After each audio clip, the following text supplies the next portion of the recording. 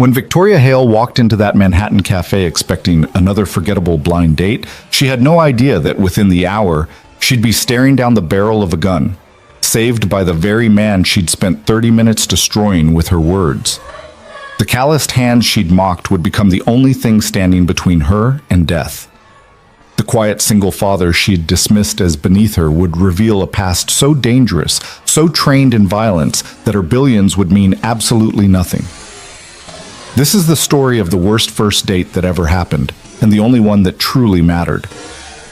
If you're ready to hear how arrogance met survival, how a blind date became a battlefield, and how two broken people found something worth protecting, stay with me until the end.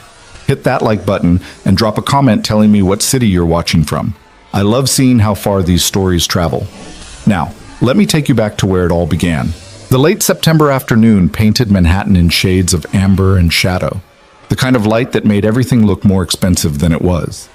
The Meridian Cafe sat tucked between Fifth Avenue boutiques, its floor-to-ceiling windows offering a stage for the city's elite to perform their carefully curated lives. Inside, beneath crystal chandeliers that cost more than most people's cars, Victoria Hale checked her watch for the third time in as many minutes. 4:27 p.m., 3 minutes late. She smoothed an invisible wrinkle from her charcoal Tom Ford suit, the fabric so fine it might as well have been woven from her own ambition. At 36, Victoria had built Hale Investments into a $9 billion empire through a combination of ruthless intelligence and an almost supernatural ability to identify weakness in both markets and people. Her dark hair was pulled into a flawless chignon, her makeup applied with surgical precision, her entire presentation a declaration of control. The blind date had been Margaret's idea. Margaret Chen, her college roommate, and the only person still brave enough to suggest that Victoria's personal life resembled a wasteland. "He's different from your usual type," Margaret had said over lunch 2 weeks ago, which should have been Victoria's first warning. Victoria's usual type was venture capitalists, hedge fund managers, men who understood that relationships were strategic partnerships with measurable returns on investment. "Different how?" Victoria had asked, already composing her refusal. "He's real," Margaret had said simply. "Just give him 2 hours. That's all I'm asking." Which was how Victoria found herself occupying a corner table at the Meridian, watching pedestrians rush past on the street below, already calculating how quickly she could extract herself from whatever catastrophe Margaret had arranged. She dressed for intimidation, the suit, the Louboutin, the Cartier watch that cost what some families spent on a car. If this man was different, she'd make sure he understood exactly what league he wasn't playing in. At 4:30 precisely, the cafe door opened. Victoria's first impression was confirmation of her worst suspicions. The man who entered wasn't wearing a suit. He wore dark jeans, clean but worn, and a simple gray Henley shirt that had seen better days. Work boots, not Italian leather. No watch she could see, no design or anything, no signal that he understood the arena he'd just entered. He was tall, maybe 6'1", with dark hair slightly too long to be professionally cut, and a build that suggested physical work rather than gym memberships. As he scanned the cafe, his eyes, gray, she noted, held something she couldn't quite name. Wariness, maybe, or assessment. When his gaze found her, she saw the moment of recognition. Margaret must have shown him a photo. He walked toward her table with a quiet confidence that irritated her immediately. Confidence required credentials, and nothing about his appearance suggested he'd earned any. "Victoria?" His voice was low, careful. "I'm Ryan Brooks." She didn't stand, didn't extend her hand, just gestured to the chair across from her with the kind of casual dismissal usually reserved for waitstaff. "You're late. Traffic on the bridge." He sat down slowly as if testing the chair's stability. "I apologize." "The bridge." She let the words hang there, laden with implication. "You don't live in Manhattan. Queens, Jackson Heights." He said it without shame, which somehow made it worse. Victoria allowed herself a small, cold smile. How economical. Something flickered in his expression. Not anger exactly, but a kind of careful neutrality that people developed when they were used to absorbing insults. He reached for the water glass in front of him, and she noticed his hands, They were large, scarred across the knuckles, with calluses that spoke of manual labor. The nails were clean but short, practical. Working man's hands. She'd seen enough. I'm going to be direct, Ryan, because I respect efficiency, and I assume you do too, given your circumstances. She leaned back slightly, creating physical distance to match her emotional detachment. Margaret means well, but she has a romanticized notion of compatibility that doesn't account for practical realities. You and I exist in fundamentally different worlds. We're sitting in the same cafe, he said quietly. Are we? She gestured around them at the Art Deco fixtures and the clientele in their designer everything. This is my world. Literally, I have standing reservations here. I'm guessing you looked at the menu outside and recalculated your budget for the month. His jaw tightened almost imperceptibly. I can afford a cup of coffee. Can you? She let her gaze drift pointedly to his worn boots, his faded shirt. Because I'm looking at someone who probably took the subway here, who works with his hands, construction, maintenance, and who thought showing up in work clothes was appropriate for a first date at a place where the average entree costs $60. I work in building maintenance, he said evenly. At a hospital in Queens, I fix things when they break. Plumbing, electrical, HVAC, whatever's needed. Victoria actually laughed, a sharp sound that drew glances from nearby tables. A janitor. Margaret set me up with a janitor. Maintenance engineer, he corrected, but there was no heat in it. Just that same careful neutrality, like he was stating facts for a report. Of course! How foolish of me to use the wrong title. She signaled their waiter, a young man who materialized instantly at her table. Espresso, please. Single origin, medium roast. Then, as an afterthought, she glanced at Ryan. And for you? Regular coffee, I assume? Just water's fine, Ryan said to the waiter, who nodded and retreated. Victoria shook her head slowly, as if witnessing something both predictable and disappointing. You can't even order coffee. Let me guess, you saw the prices and did the math. What is it, $8 for a cappuccino? That's probably an hour of your wages. Something like that. His voice remained level, but his hands had moved from the table to his lap, she noticed, removing themselves from her line of fire. So why are you here? The question came out sharper than she'd intended. Surely you know this is absurd. Look at you, look at me. What exactly did you think was going to happen? That I'd be charmed by your blue-collar authenticity? That I'd find your poverty noble somehow? For the first time, something shifted in his expression. Not anger, she'd have respected anger, but something sadder. Resignation, maybe. Margaret said you were smart and successful. She said you worked hard for everything you have. She thought we might understand each other. Understand each other? Victoria tasted the words like they were spoiled. I run a $9 billion investment firm. I have 347 employees across 6 offices worldwide. I negotiate with senators and CEOs and people who move markets with their phone calls. You fix toilets. Somebody has to. The simple truth of it infuriated her. Yes, somebody does. Somebody whose aspirations topped out at a steady paycheck and benefits. Don't mistake necessity for virtue, Ryan. You do what you do because you lack the intelligence, ambition, or education to do anything else. The waiter returned with her espresso, the cup and saucer positioned perfectly on the marble table. Victoria didn't acknowledge him, didn't break eye contact with Ryan, who was watching her with those steady gray eyes that revealed nothing. When they were alone again, he spoke. You don't know anything about me. I know everything I need to know. She lifted the espresso cup, inhaled the aroma, notes of chocolate and cherry, exactly as she preferred. I know you're a single father. Margaret mentioned that, as if it was some kind of selling point rather than evidence of poor life choices. I know you work a job that requires no degree, no specialized skills, nothing that couldn't be learned in a few weeks of on-the-job training. I know you live in Queens, probably in a rent-controlled apartment that you're terrified of losing, paycheck to paycheck, one emergency away from catastrophe. She sipped the espresso, let the bitterness coat her tongue. And I know that you came here today despite knowing you were completely out of your depth, probably because Margaret guilt-tripped you, or because you were curious about what someone like me even looks like in person. Well, here I am. Look your fill. This is what success looks like when you actually work for it instead of settling for mediocrity. Ryan was quiet for a long moment, his gaze steady on her face. Then he said, Are you finished? The question surprised her. There was no anger in it, no wounded pride, just a simple inquiry, as if he was waiting for a meeting to conclude. It should have satisfied her, this evidence of his defeat, but instead it irritated her further. Does the truth hurt? She pressed. Is this the part where you get defensive, where you tell me that money isn't everything, and there's dignity and hard work and other platitudes that poor people tell themselves to feel better about their situations? No. He shifted slightly in his chair, and she noticed he was sitting in a way that gave him a clear view of both the cafe entrance and the emergency exit near the kitchen. Odd positioning for someone who should be focused entirely on her. This is the part where I wonder what happened to you. Victoria felt her spine straighten, her fingers tighten on the espresso cup. Excuse me? Margaret talked about you a lot before she set this up, Ryan said, his voice still that same measured calm.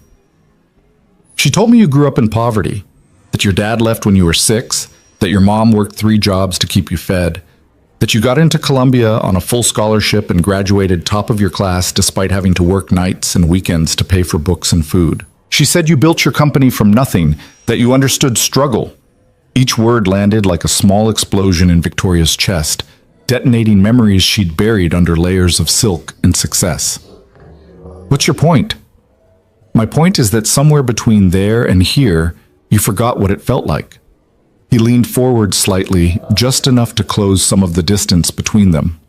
You forgot what it's like to count change for the subway, to choose between eating and paying the electric bill, to work 3 jobs and still come up short. And instead of remembering with compassion, you turned it into a weapon. You made it to the top, and now you use that achievement to look down on everyone who's still climbing. Victoria's hand trembled slightly, and she set down the espresso cup before he could see. You don't know what you're talking about, don't I? Something in his voice had changed, still quiet, but with an edge now. I see someone who's worked so hard to distance herself from where she came from that she can't even recognize her own reflection anymore. Someone so terrified of being vulnerable that she attacks first, hits the hardest, makes sure everyone knows she's untouchable. I'm not terrified of anything, but her voice had lost some of its steel. Everyone's terrified of something. Ryan glanced toward the entrance again, that same odd scanning motion, then back to her. The difference is whether you let that fear make you cruel. She wanted to eviscerate him with words, to find the weakest point in his armor and drive her criticism through it like a blade. But before she could formulate her attack, she noticed something that stopped her cold. His attention wasn't fully on her.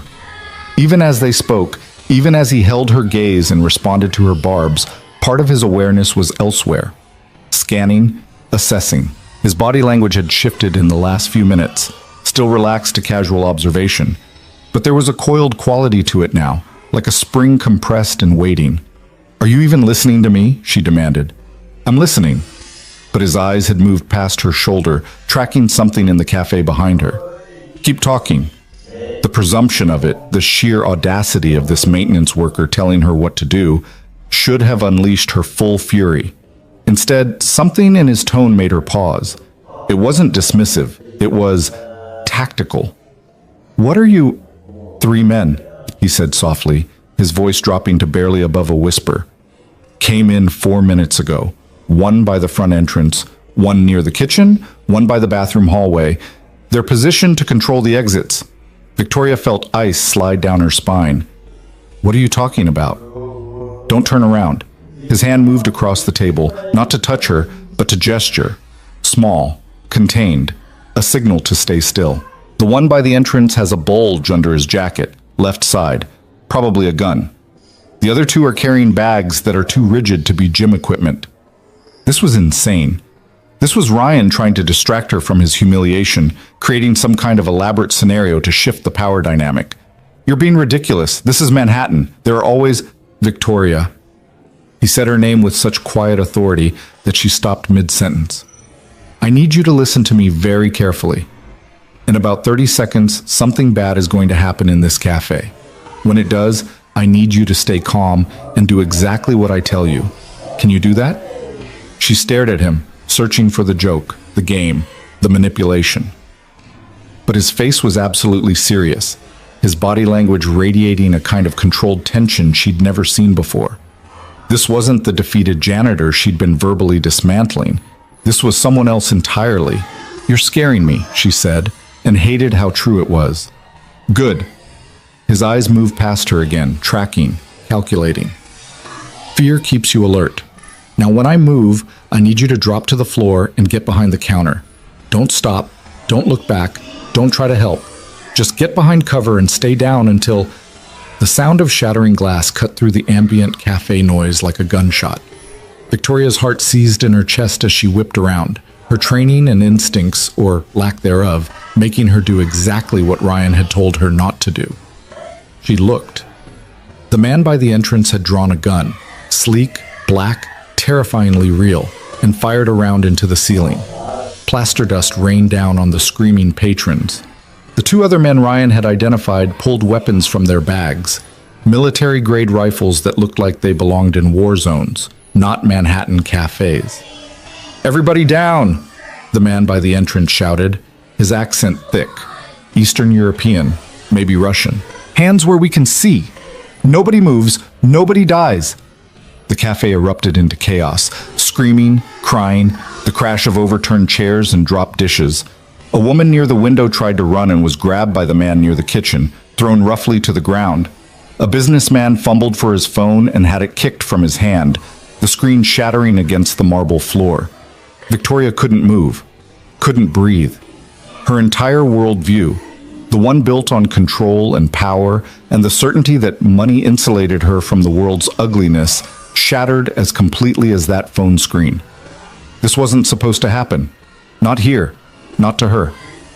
"Victoria," Ryan's voice cut through her paralysis like a lifeline. "Look at me." She tore her eyes from the gunman and found his face. Calm. Steady.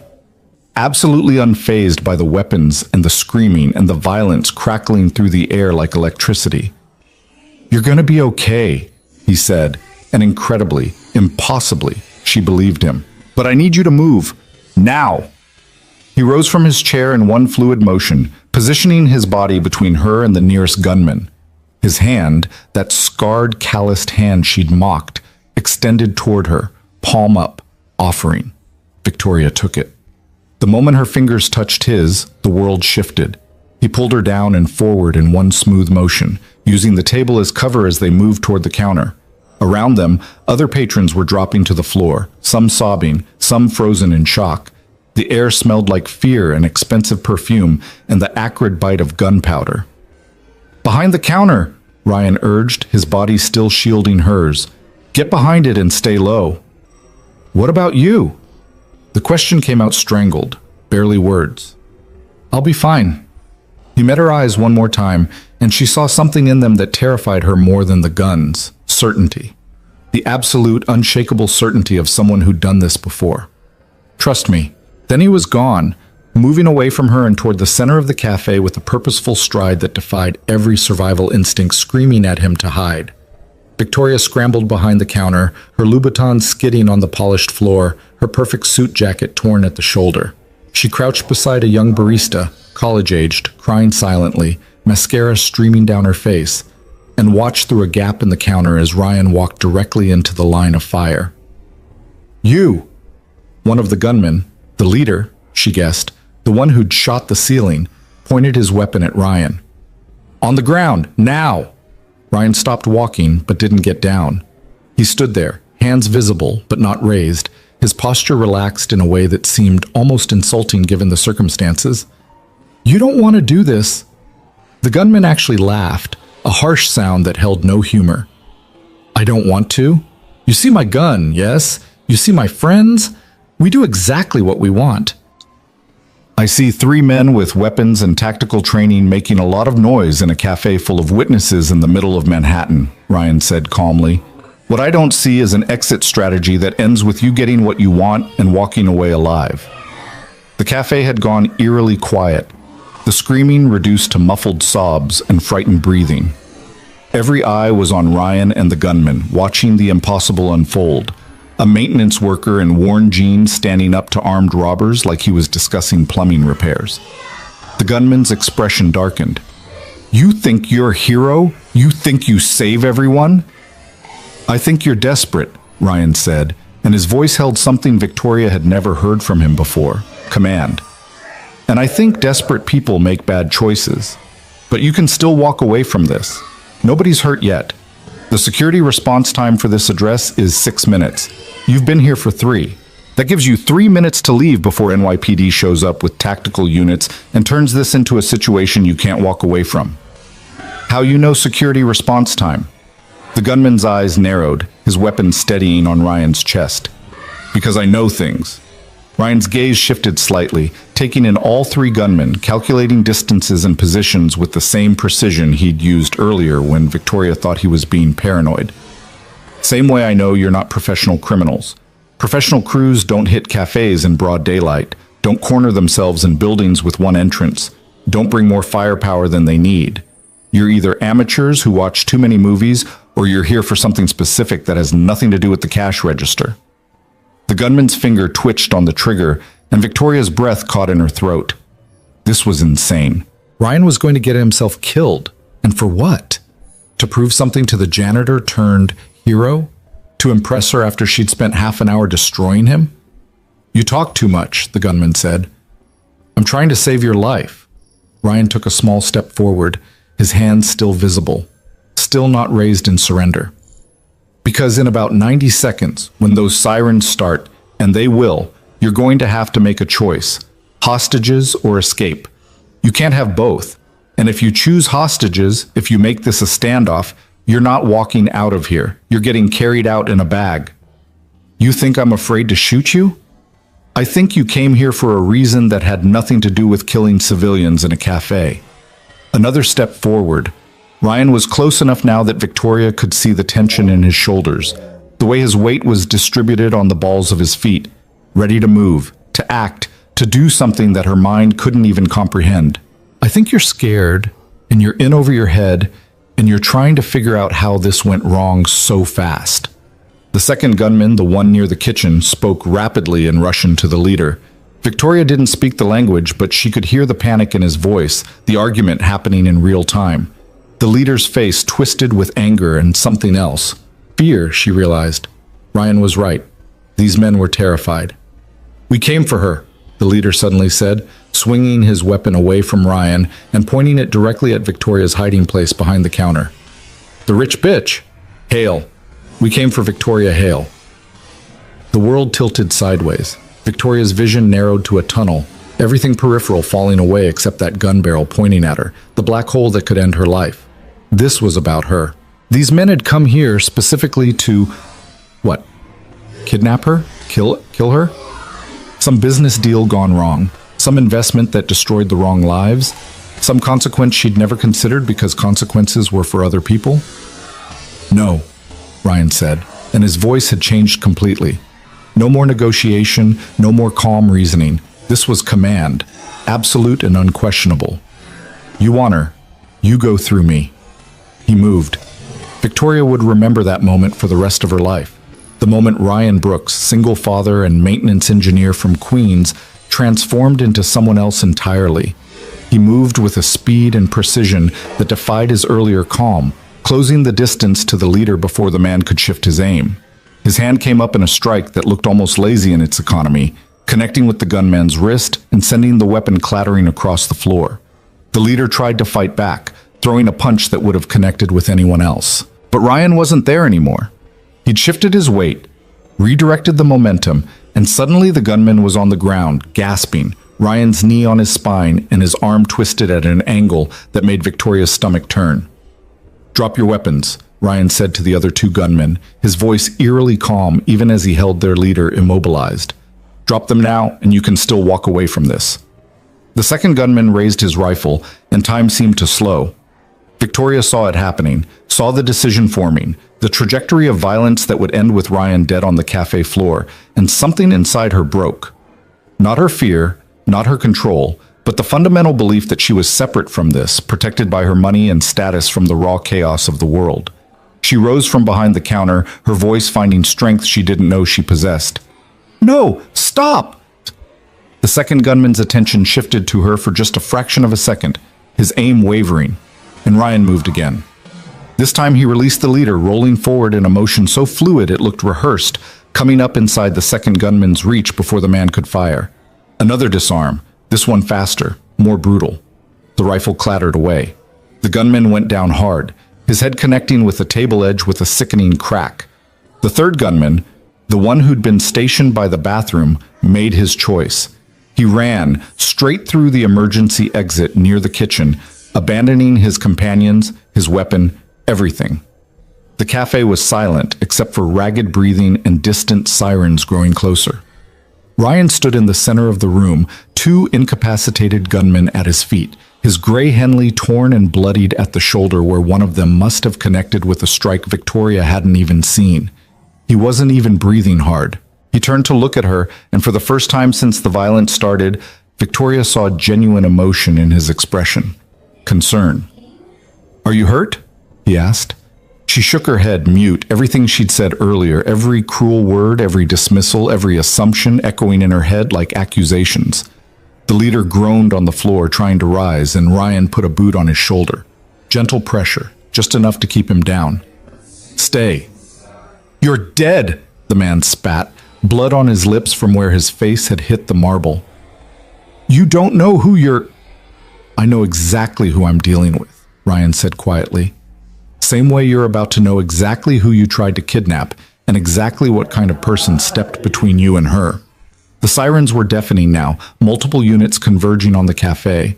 Through the windows, Victoria could see NYPD vehicles blocking off the street, officers emerging with weapons drawn, moving with the kind of precision that suggested tactical training. Ryan raised his hand slowly, making himself non-threatening as police burst through the entrance, shouting commands. "Two suspects down, non-lethal force," he called out clearly. "Third suspect fled through rear exit approximately 90 seconds ago, heading east.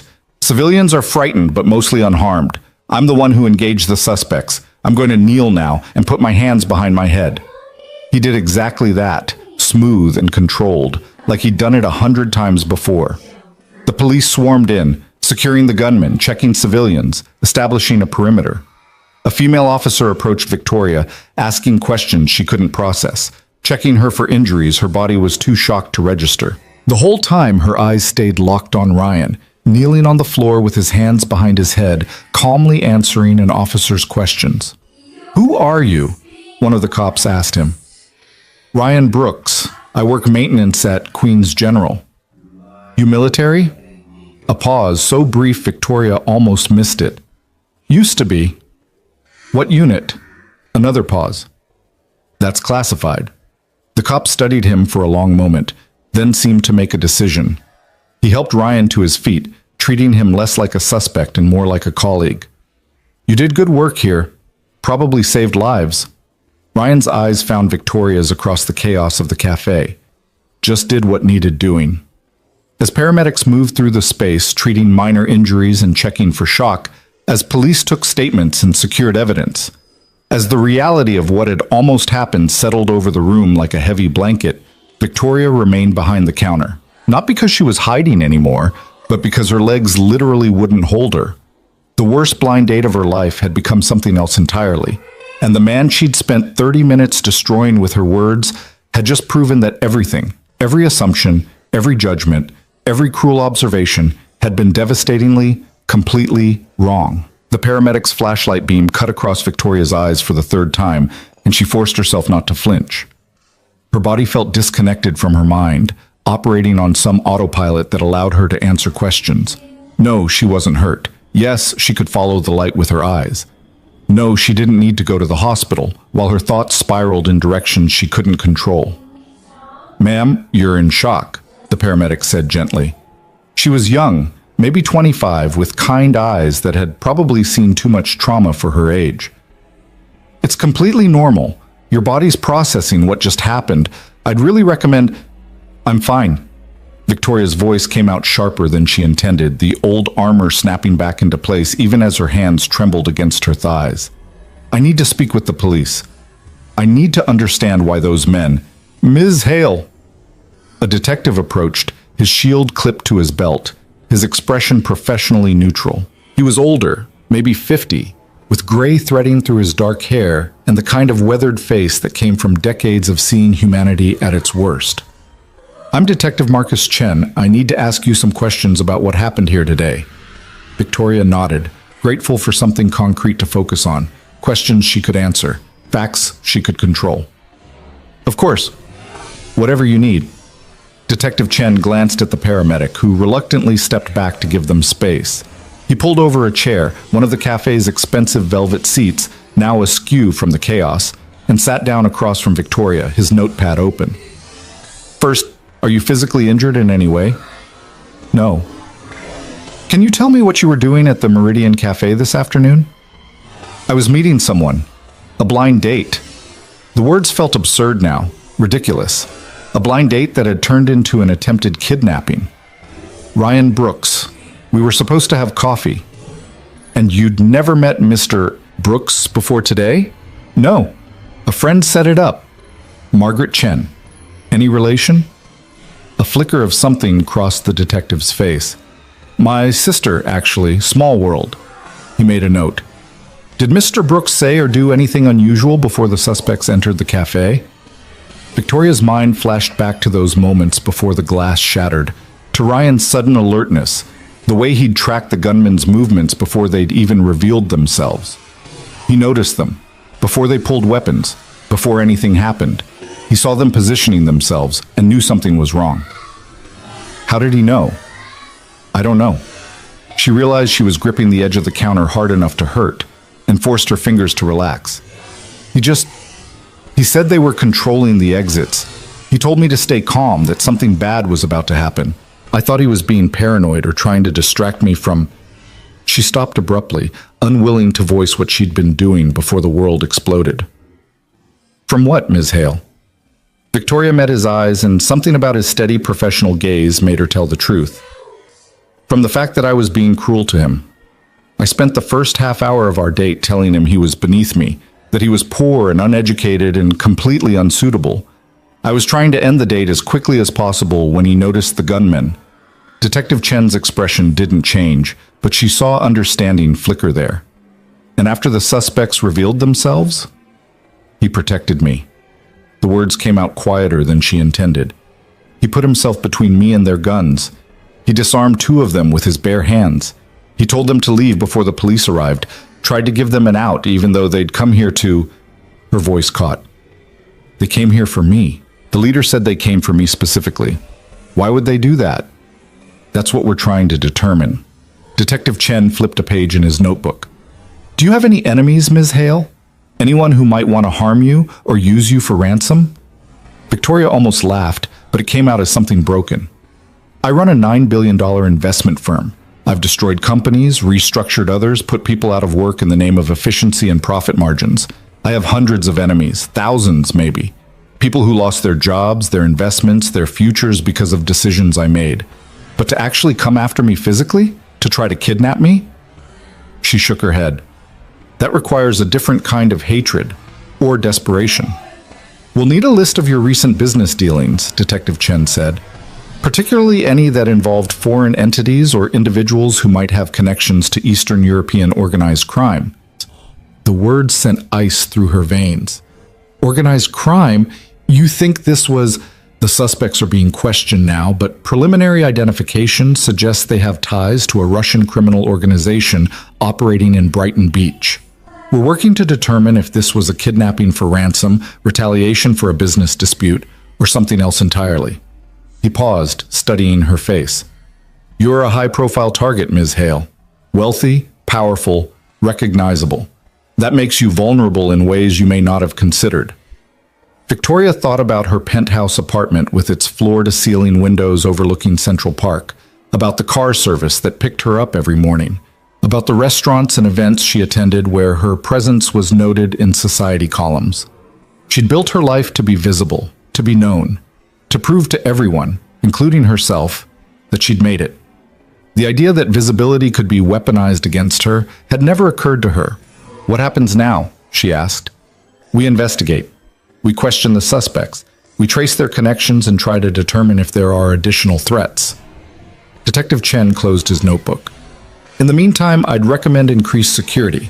Private protection, changes to your routine, heightened awareness of your surroundings. I can't just hide in my apartment. I'm not suggesting you hide. I'm suggesting you be smart. He stood, his knees creaking slightly. You got lucky today, Ms. Hale. You happened to be on a date with someone who had the training and instinct to recognize a threat and neutralize it. Most people aren't that fortunate. He walked away, leaving Victoria alone with that truth settling over her like a weight. Lucky. She'd been lucky because the man she'd spent 30 minutes verbally eviscerating had saved her life. Across the cafe, past the police officers and crime scene technicians and remaining civilians giving statements, she could see Ryan. He was sitting on one of the velvet benches near the entrance, talking with a different detective. His posture relaxed, but his attention fully present. There was blood on his shoulder where his shirt was torn, but he'd refused the paramedics' attention, insisting other people needed it more. As if sensing her gaze, he looked up. Their eyes met across the chaos and distance, and Victoria felt something crack in her chest. Not her armor, that had shattered the moment the guns came out, but something deeper. The foundation she'd built her entire adult life upon. The certainty that she was better than other people because she'd climbed higher, earned more, controlled more. Ryan Brooks had nothing she valued. No wealth, no status, no power in the world she inhabited. But when bullets were flying and death was a trigger pull away, his calloused hands and blue-collar background had been the only thing standing between her and violence. She looked away first, unable to hold his gaze, and found herself studying her own hands. They'd stopped trembling, she realized. The shock was fading, leaving behind something rawer and harder to process. Shame. Ms. Hale? A uniformed officer approached, young and nervous. We're going to need to clear the cafe for the crime scene investigators. Is there somewhere we can take you, home, or... I'm not going anywhere until I can speak with Ryan Brooks. The officer blinked. The civilian who engaged the suspects. The man who saved my life, Victoria corrected, and heard the edge in her voice. I'm not leaving until I've thanked him. But as she said it, she realized thanks wasn't enough. Couldn't be enough. How did you thank someone for absorbing violence meant for you? For stepping between you and death when you'd given them every reason to walk away? The officer nodded uncertainly. I'll let Detective Chen know. He retreated, and Victoria was left alone again with her thoughts and the growing realization that nothing about her life would be the same after today. The cafe around her looked different now. The beautiful fixtures seemed fragile, the expensive art on the walls irrelevant, the whole carefully curated atmosphere exposed as the illusion it was. Beauty and wealth couldn't stop bullets. Power couldn't disarm attackers.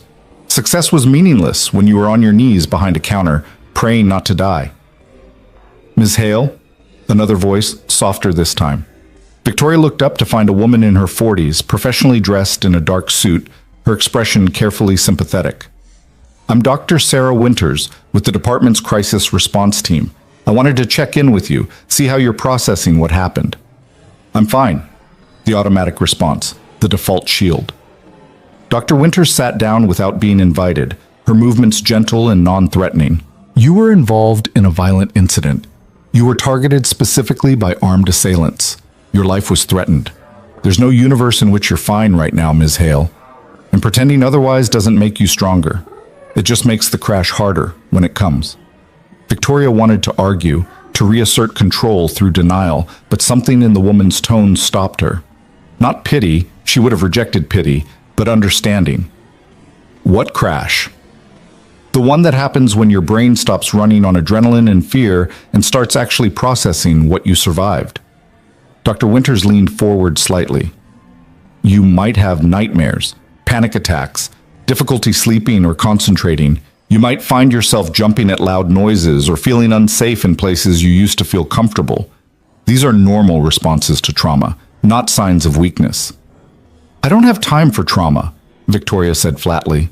I have a company to run, deals to close, hundreds of people depending on my decisions. I can't afford to fall apart.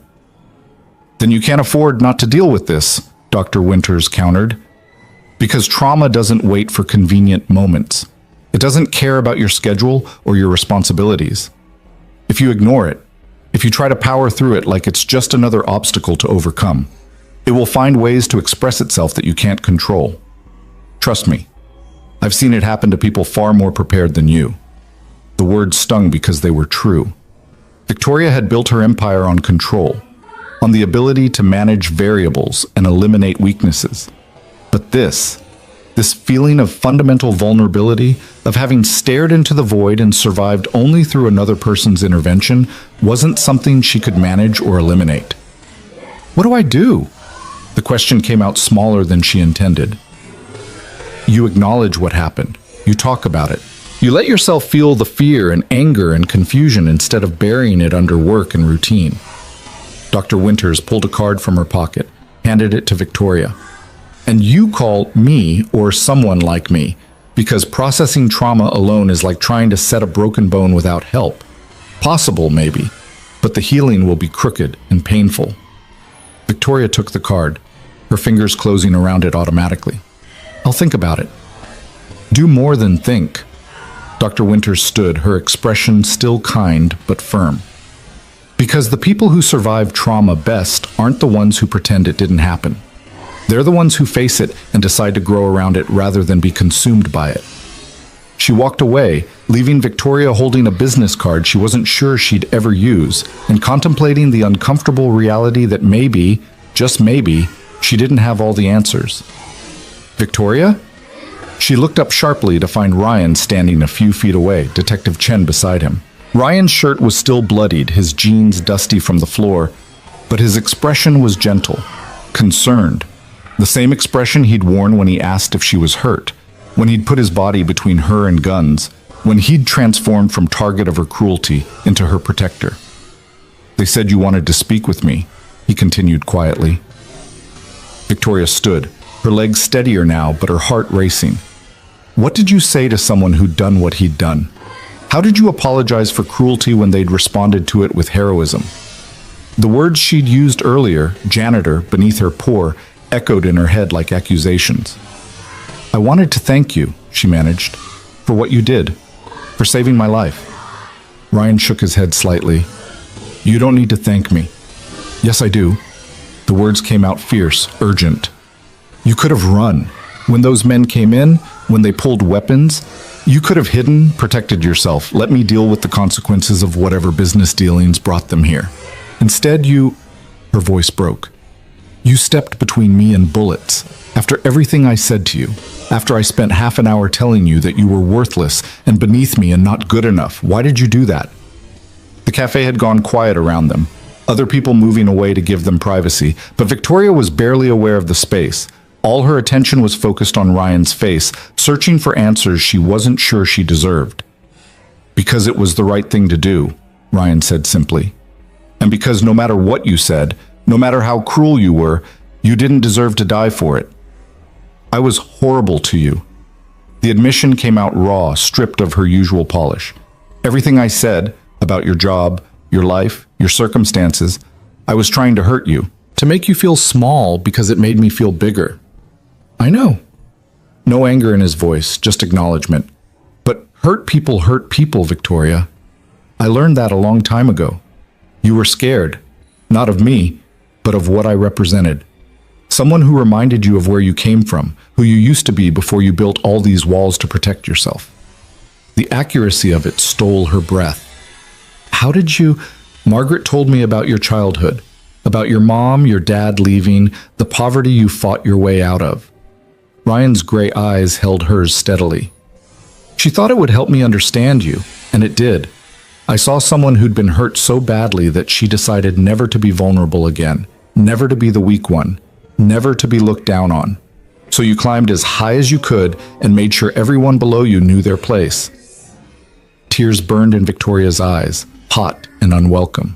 She hadn't cried in years, not at board meetings when men tried to intimidate her, not when deals fell through, not even at her mother's funeral 3 years ago. But here, in a cafe that smelled like gunpowder and fear, in front of a man she'd tried to destroy with words, the tears came anyway. "I'm sorry," she whispered. "I'm so sorry for what I said. You didn't deserve any of it." "No, I didn't." Ryan's honesty was somehow kinder than false absolution would have been. "But I understand why you said it, and I forgive you anyway." The forgiveness was almost worse than anger would have been.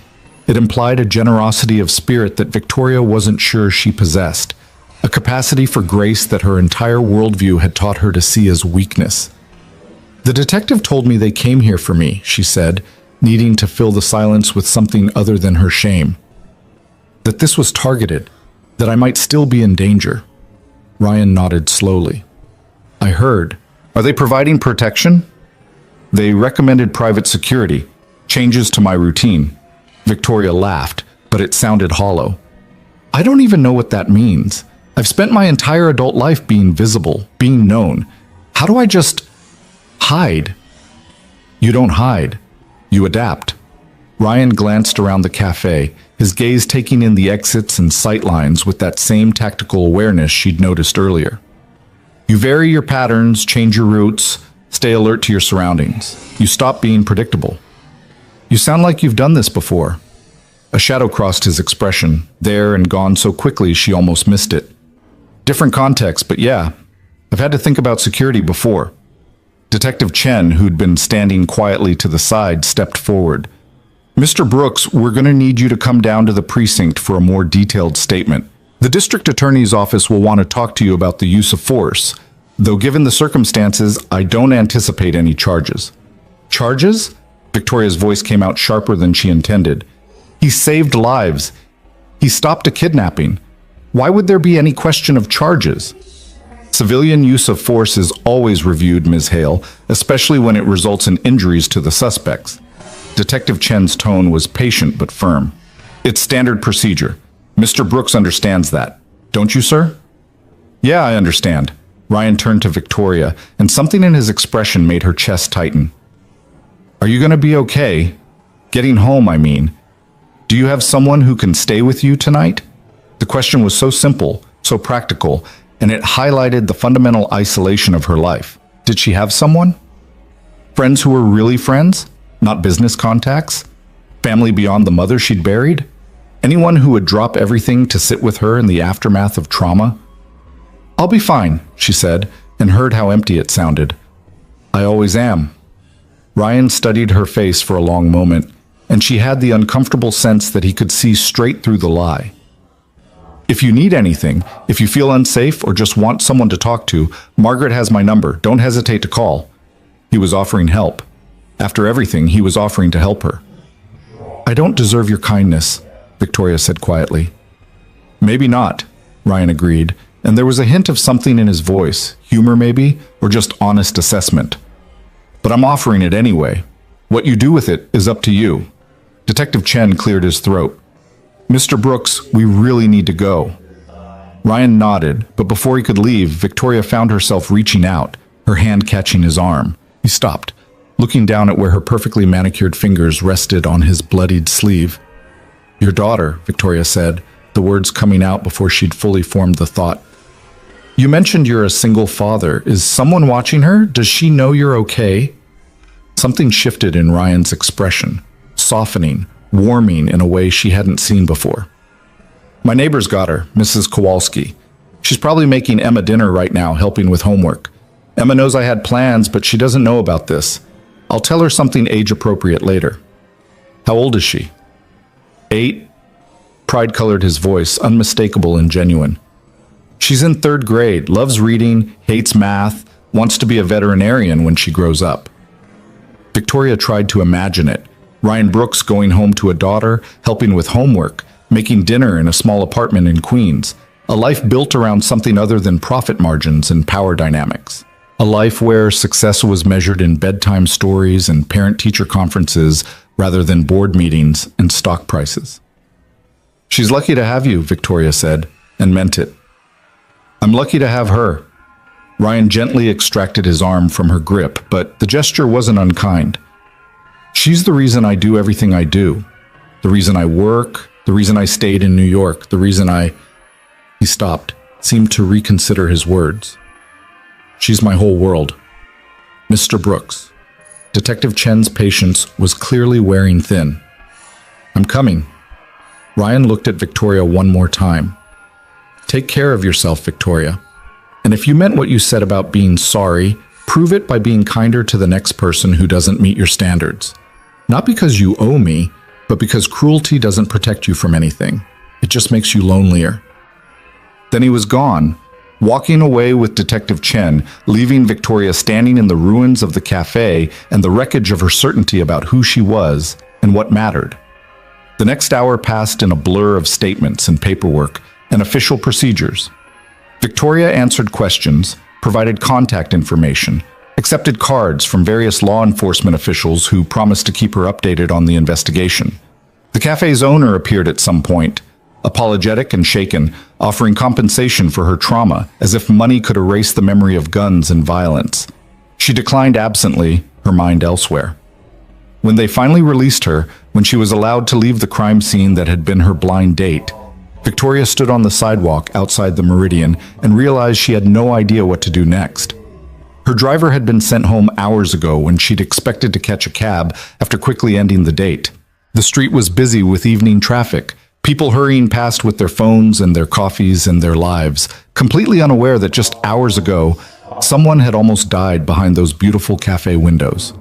Victoria pulled out her phone and stared at it, her thumb hovering over various contacts.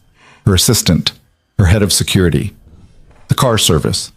All professional relationships, all transactional. No one she could call and say, "Something terrible happened, and I'm scared and I don't want to be alone." She scrolled further, found Margaret's name, and before she could second-guess herself, hit dial. "Victoria?" Margaret's voice came through worried and breathless. "Oh my God, I heard about what happened. Are you okay? Are you hurt? The news is saying there was an attempted kidnapping at the Meridian, and I knew you were meeting Ryan there, and I've been calling and texting, but you didn't answer, and I'm okay." Victoria's voice cracked on the words. "Physically, I'm okay. Margaret, I need to ask you something. Anything. What do you need? Why did you set us up?" The question came out plaintive, almost childlike. "You had to know we were completely incompatible. You had to know I'd be awful to him, so why did you do it?" Margaret was quiet for a moment, and Victoria could hear street noise in the background. Margaret was probably walking home from her office in the East Village, navigating the evening crowds. When she spoke, her voice was gentle but firm. "Because I love you, Victoria. You're brilliant and driven and loyal to the people you care about. But you're also so lonely it breaks my heart. You've built this perfect, controlled life where no one can hurt you, and in the process, you've made it impossible for anyone to love you either."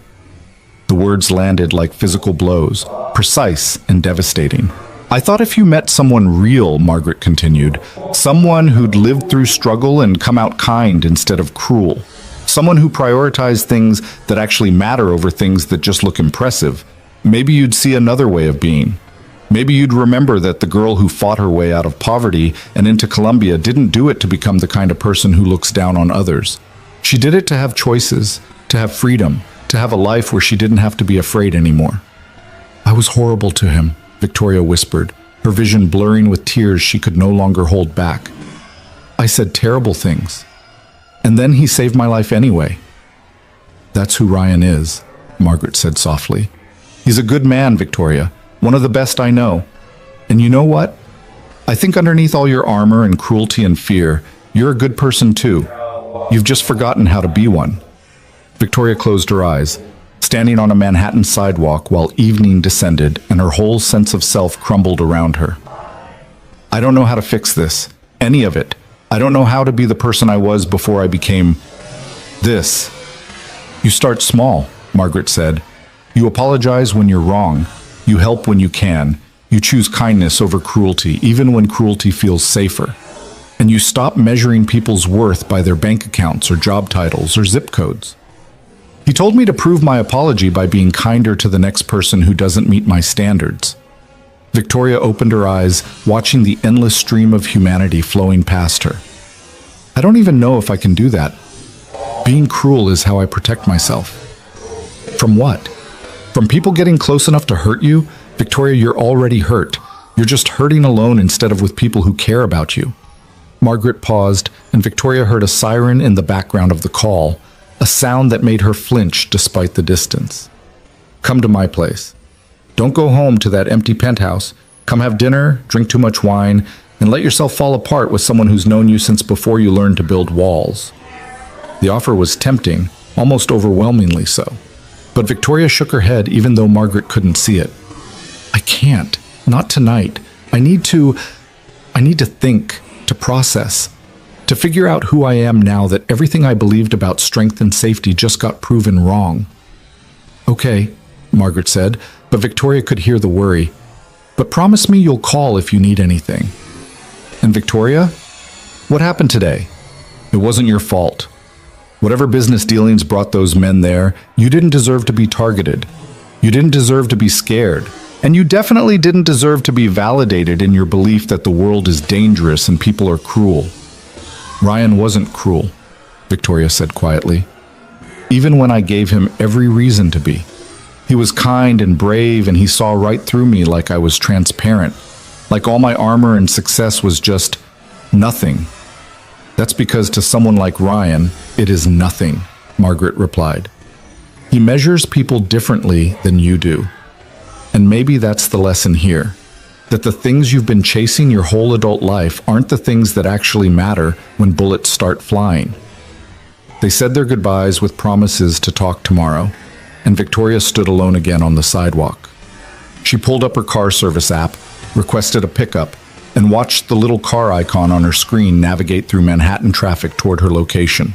While she waited, she found herself pulling up Ryan's social media, an impulse she'd never have indulged before, too far beneath her notice. His profiles were sparse, mostly private, but she could see a few public photos.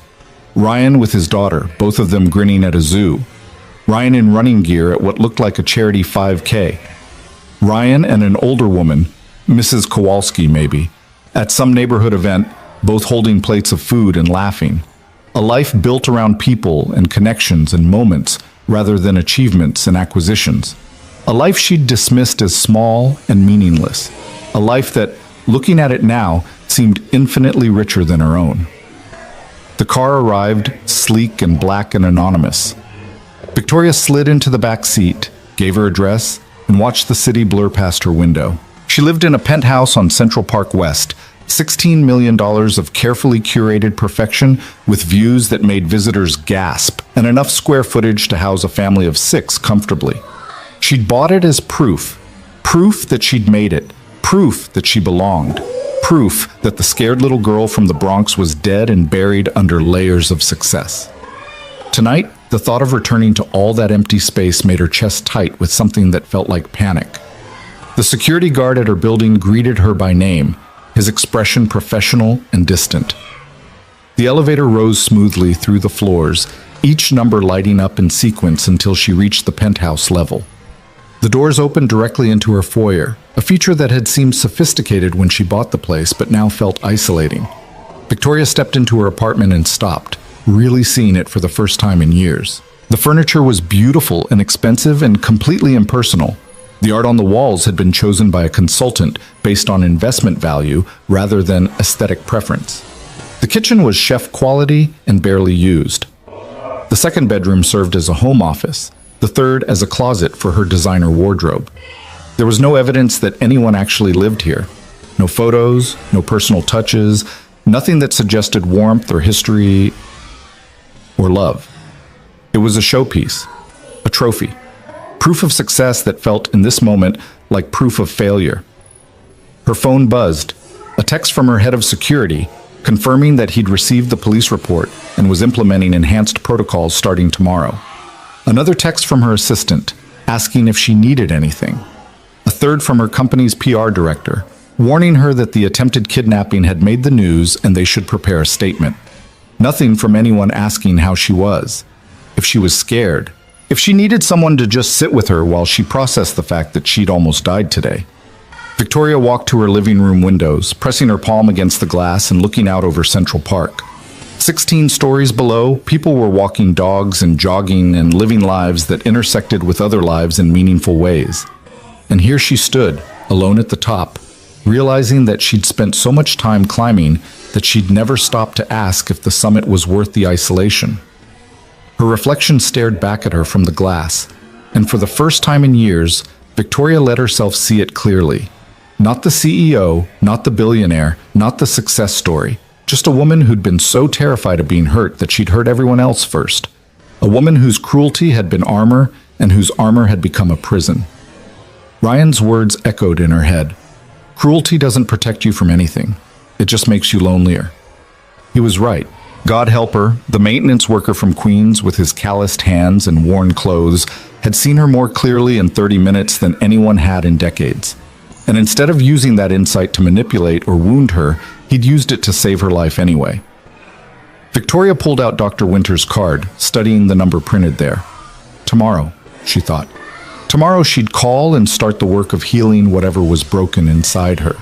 Tomorrow, she'd begin the impossible task of becoming someone different, someone better, someone who chose kindness over cruelty, even when cruelty felt safer.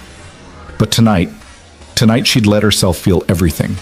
The fear, the shame, the loneliness, the devastating recognition that money and power and control meant nothing when you were kneeling behind a counter praying for someone else to save you. Tonight, she'd let herself be broken. Because maybe, just maybe, breaking was the first step toward healing. Victoria didn't sleep that night. She lay in her king-sized bed with its 1,000 thread-count sheets and watched shadows move across her ceiling, her mind replaying the cafe scene on an endless loop. The sound of shattering glass, the weight of Ryan's hand pulling her down, the cold certainty in the gunman's voice when he said they'd come for her. Every time she closed her eyes, she saw the barrel of that weapon pointing at her hiding place, felt the paralyzing terror of knowing she was completely powerless. At 3 a.m, she gave up pretending and moved to her living room, curling up on her designer sofa with a blanket and her laptop. She told herself she was checking overnight market reports from Asia, reviewing quarterly projections, catching up on work. But her fingers betrayed her, typing Ryan Brooks into the search engine and pulling up what little public information existed about a man who'd saved her life. There wasn't much. No social media presence beyond those locked-down profiles she'd glimpsed earlier. A few mentions in local Queens newspapers, Ryan Brooks finishing a community 5K to raise money for the Children's Hospital, Ryan Brooks volunteering at a neighborhood cleanup day, Ryan Brooks coaching a youth soccer team. Small acts of civic participation that wouldn't register on anyone's radar but painted a picture of someone embedded in his community, contributing in ways that had nothing to do with wealth or status. She found one news article from 7 years ago, brief and buried in the archives. Local veteran returns home after medical discharge, begins new chapter in civilian life. No details about his service, no mention of what had caused the discharge, just a generic statement about transitioning to work and building maintenance and focusing on raising his daughter after his wife's death in childbirth. The article was 3 paragraphs long and treated like filler content, but Victoria read it 5 times, trying to piece together a life from fragments. Medical discharge. That meant injury, didn't it? Or psychological trauma. Something that had ended his military career prematurely. But watching him move in that cafe, the precision, the controlled violence, the absolute certainty of someone who'd done this before, she couldn't imagine what would have forced him out. He'd moved like someone still in peak condition, still trained, still dangerous when he needed to be. What happened to you, she wondered, staring at the grainy photo accompanying the article. What did you see? What did you do? What broke you badly enough that they sent you home? And why, after everything, did you choose kindness? Dawn broke slowly over Manhattan, the sky lightening from black to gray to the pale gold of early autumn. Victoria watched it happen from her windows, still wrapped in her blanket, still searching for answers that Google couldn't provide. At 7, her phone started buzzing with messages. Her assistant confirming the day's schedule. Her head of security requesting a meeting to discuss enhanced protocols. Her PR director with a draft statement about yesterday's incident. The machine of her life grinding back into motion, pulling her back into the role she'd perfected over decades.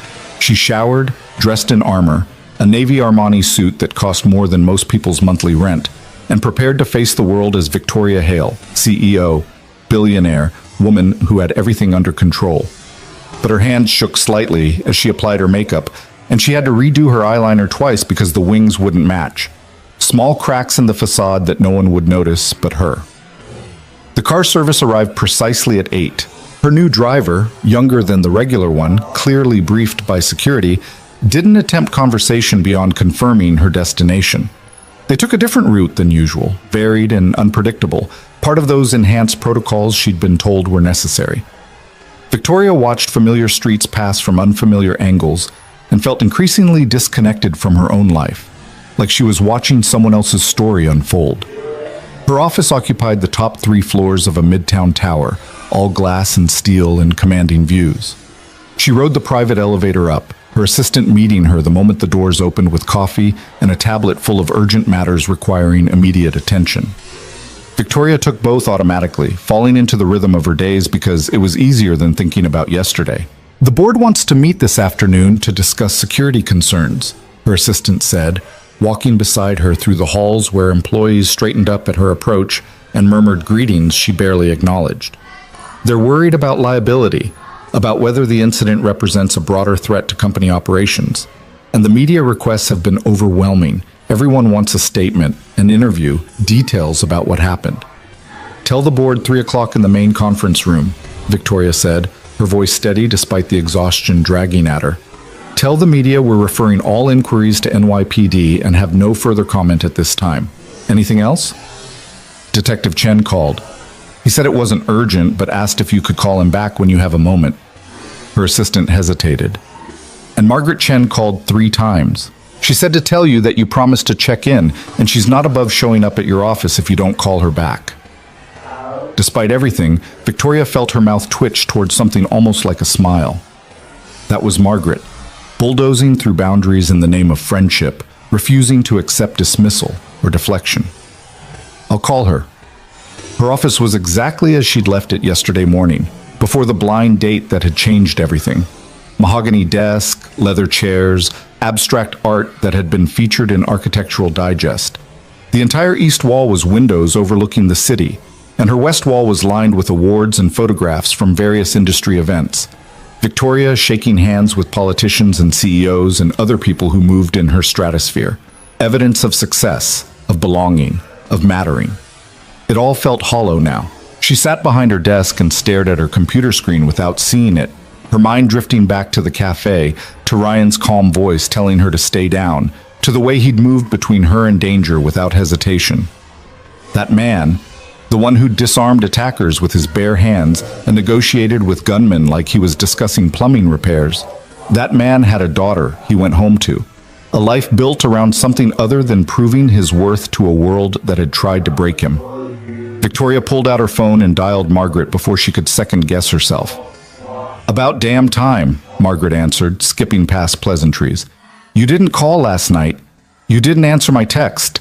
I was 2 seconds away from filing a missing persons report." "I'm sorry. I couldn't." Victoria stopped, unsure how to explain the paralysis that had gripped her, the inability to reach out even to the one person who genuinely cared. "I needed time alone. Alone in that sterile penthouse, processing trauma by yourself, like you process everything else, with no support, no comfort, no human connection whatsoever." Margaret's voice softened slightly. "Victoria, you almost died yesterday. You don't have to be strong right now. You're allowed to fall apart." "I can't afford to fall apart. I have 347 employees depending on me, billions in assets under management, responsibilities that don't pause for trauma." But even as she said it, Victoria heard the hollowness of the words. Responsibilities to what? To whom? To shareholders and profit margins and a company that would replace her within days if she disappeared tomorrow? "How's Ryan?" The question came out before she could stop it, revealing more vulnerability than she'd intended. Margaret was quiet for a moment. "You really want to know?" "Yes." "He's okay, physically fine, a few bruises, but nothing serious.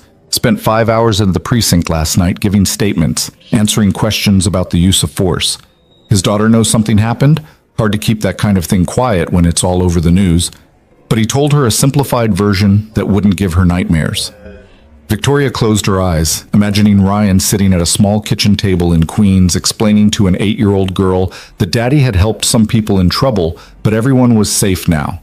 The patience that would require the careful calibration of honesty and protection.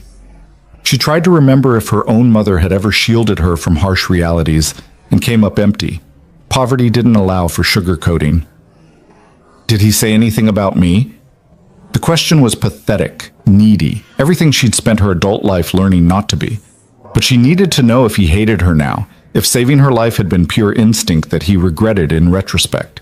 He said he hopes you're okay, Margaret replied carefully. He said trauma affects everyone differently, and he hopes you have people around you to help you process it. He was worried about you, Victoria. Even after everything you said to him, he was worried about you. The kindness was almost worse than anger would have been. Victoria pressed her fingers to her eyes, feeling the prick of tears she couldn't afford to shed. Not here. Not in her office, where anyone could walk in and see weakness she couldn't explain. I was horrible to him, she said quietly. Everything you warned me not to do, every cruel instinct I promised myself I'd control, I did it all. I looked at him and saw everything I used to be, everything I've spent years running from, and I tried to destroy him for it. I know, Margaret said gently. Ryan told me some of what you said. And you know what he said after? He said you were scared, that you were protecting yourself the only way you knew how. He understood, Victoria. Even while you were attacking him, he understood why you were doing it. How? The word came out broken. How does someone have that much grace, that much capacity for forgiveness? I think when you've survived real darkness, combat, loss, whatever Ryan went through that got him discharged, the small cruelties of daily life stop having the same weight. Margaret paused. Or maybe he's just a genuinely good person who understands that hurt people, and he chose not to take it personally. Victoria thought about the scars on Ryan's hands, the careful way he'd positioned himself in the cafe to maintain sightlines, the absolute certainty with which he'd moved when violence erupted. Whatever darkness he'd survived, it had forged him into someone capable of extraordinary things. Someone who'd chosen, despite everything, to be kind. I don't know how to fix this, Victoria admitted. Any of it. I don't know how to apologize adequately for what I said. I don't know how to process what happened in that cafe. I don't know how to go back to my life pretending everything's normal when nothing feels normal anymore. Then don't, Margaret said simply. Don't go back to normal. Use this as a catalyst for change. You've been given a second chance, Victoria. Not everyone gets that. Don't waste it by defaulting back to the same patterns that made you miserable in the first place. I'm not miserable, but the protest was automatic, hollow. Really? When's the last time you laughed? Actually laughed, not that corporate networking smile you put on for board meetings and investor calls. When's the last time you did something just because it brought you joy, with no strategic purpose or networking opportunity attached? When's the last time you let yourself be vulnerable with another person and trusted them not to use it against you? Victoria couldn't answer. The silence stretched between them, heavy with truth. That's what I thought, Margaret said softly. You're not living, Victoria. You're surviving. You've been surviving for so long that you've forgotten there's supposed to be more to life than just not drowning. And yesterday, when those men came in with guns, that was life reminding you what's actually at stake. I called Dr. Winters, Victoria said abruptly. The crisis counselor from yesterday. I'm meeting with her this afternoon after my board meeting. She could hear Margaret smile through the phone. That's good. That's really good. It's a start. Just a start? Victoria, you've spent decades building walls and learning to see kindness as weakness. One therapy session isn't going to undo that. But it's a first step. And first steps matter. Margaret paused. Can I tell you something that might make you uncomfortable? Haven't we crossed that bridge already? Ryan wants to see you. Victoria's breath caught. What? He called me this morning.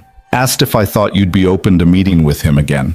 Somewhere public, somewhere safe, no pressure. He said there were things he wanted to say, things he couldn't say at the cafe with police and chaos everywhere. Margaret's voice gentled. I think he wants to make sure you're really okay. And I think maybe he wants to give you a chance to apologize properly, on your terms, without an audience. Why would he want that? Why would he give me another opportunity to hurt him? Maybe because he sees something in you worth giving a second chance to. Or maybe because that's just who Ryan is, someone who believes in people's capacity for growth and change. Margaret let that sink in. What should I tell him? Victoria's first instinct was to refuse, to protect herself from further humiliation by avoiding him entirely. But that was the old pattern, the defensive crouch she'd been living in for decades. And where had it gotten her? Alone in a penthouse. Friendless, except for Margaret, powerful but paralyzed, successful but suffocating.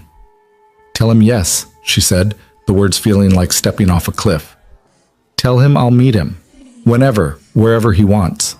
I owe him that much at least." "You owe him a lot more than that," Margaret said, but her tone was approving. "But it's a start. I'll let him know." They hung up, and Victoria sat alone in her office, staring out at the Manhattan skyline and trying to reconcile the woman she'd been yesterday morning with the woman she was becoming. The change felt seismic, foundational, like tectonic plates shifting beneath her carefully constructed life. The rest of the morning passed in a blur of meetings and calls and the endless demands of running a $9 billion investment firm. Victoria functioned on autopilot, her responses polished and professional, while her mind churned with thoughts of cafes and gunmen and a man with calloused hands who'd saved her life. Her staff noticed something off. She could see it in their careful glances, their tentative questions, but no one dared ask directly what had changed. At noon, her head of security appeared in her doorway.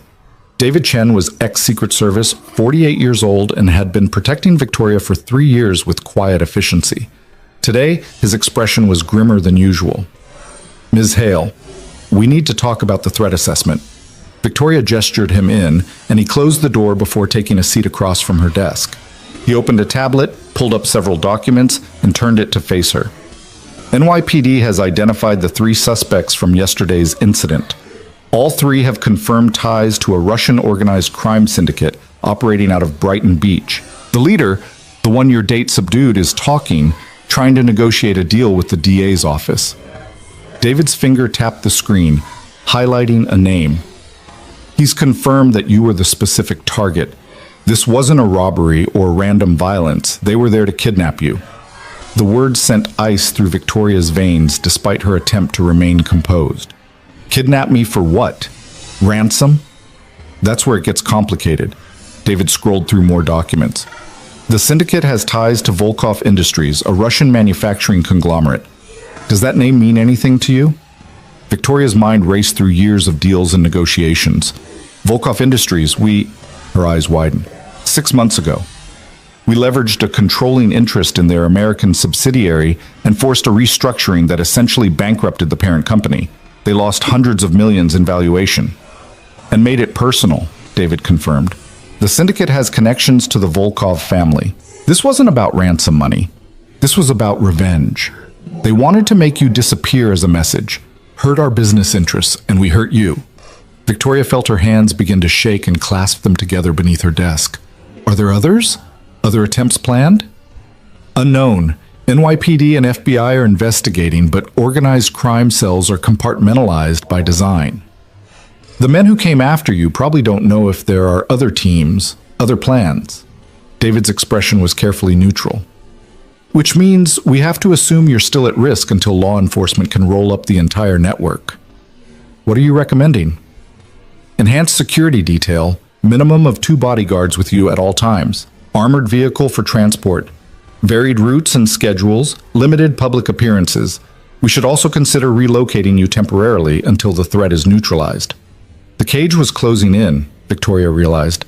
The freedom she'd taken for granted, to walk down a street, to sit in a cafe, to live her life without armed escorts and constant vigilance, was gone. Stripped away because she'd made business decisions that destroyed lives without ever considering the human cost. "How many people lost their jobs when we restructured Volkov's subsidiary?" she asked quietly.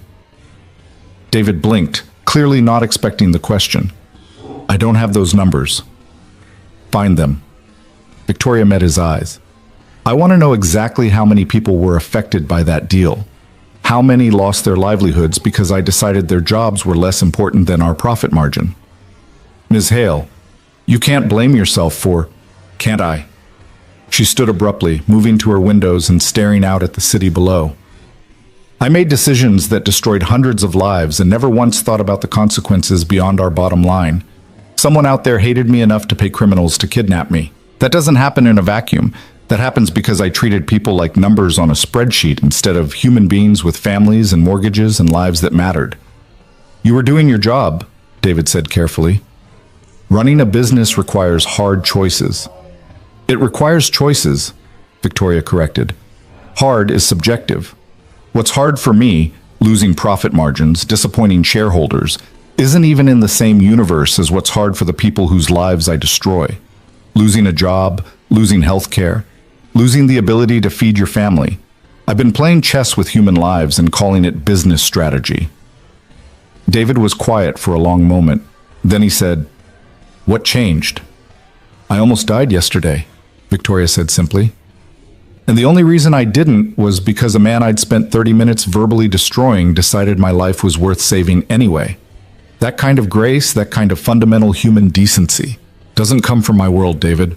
It comes from people who actually understand what it means to suffer and choose compassion anyway." She turned from the window to face him. "Implement your security recommendations. But I'm not hiding. I'm not going to let fear turn me into a prisoner any more than I already was. Whatever changes need to happen in my life, I want to face them head on, not barricaded in some safe house pretending the world outside doesn't exist." David nodded slowly, his respect visible despite his concern. "I'll coordinate with NYPD and keep you updated on the investigation. But Ms. Hale, please be careful. These are dangerous people with resources and motivation. Mr. Brooks may have saved you once, but there's no guarantee he'll be there next time."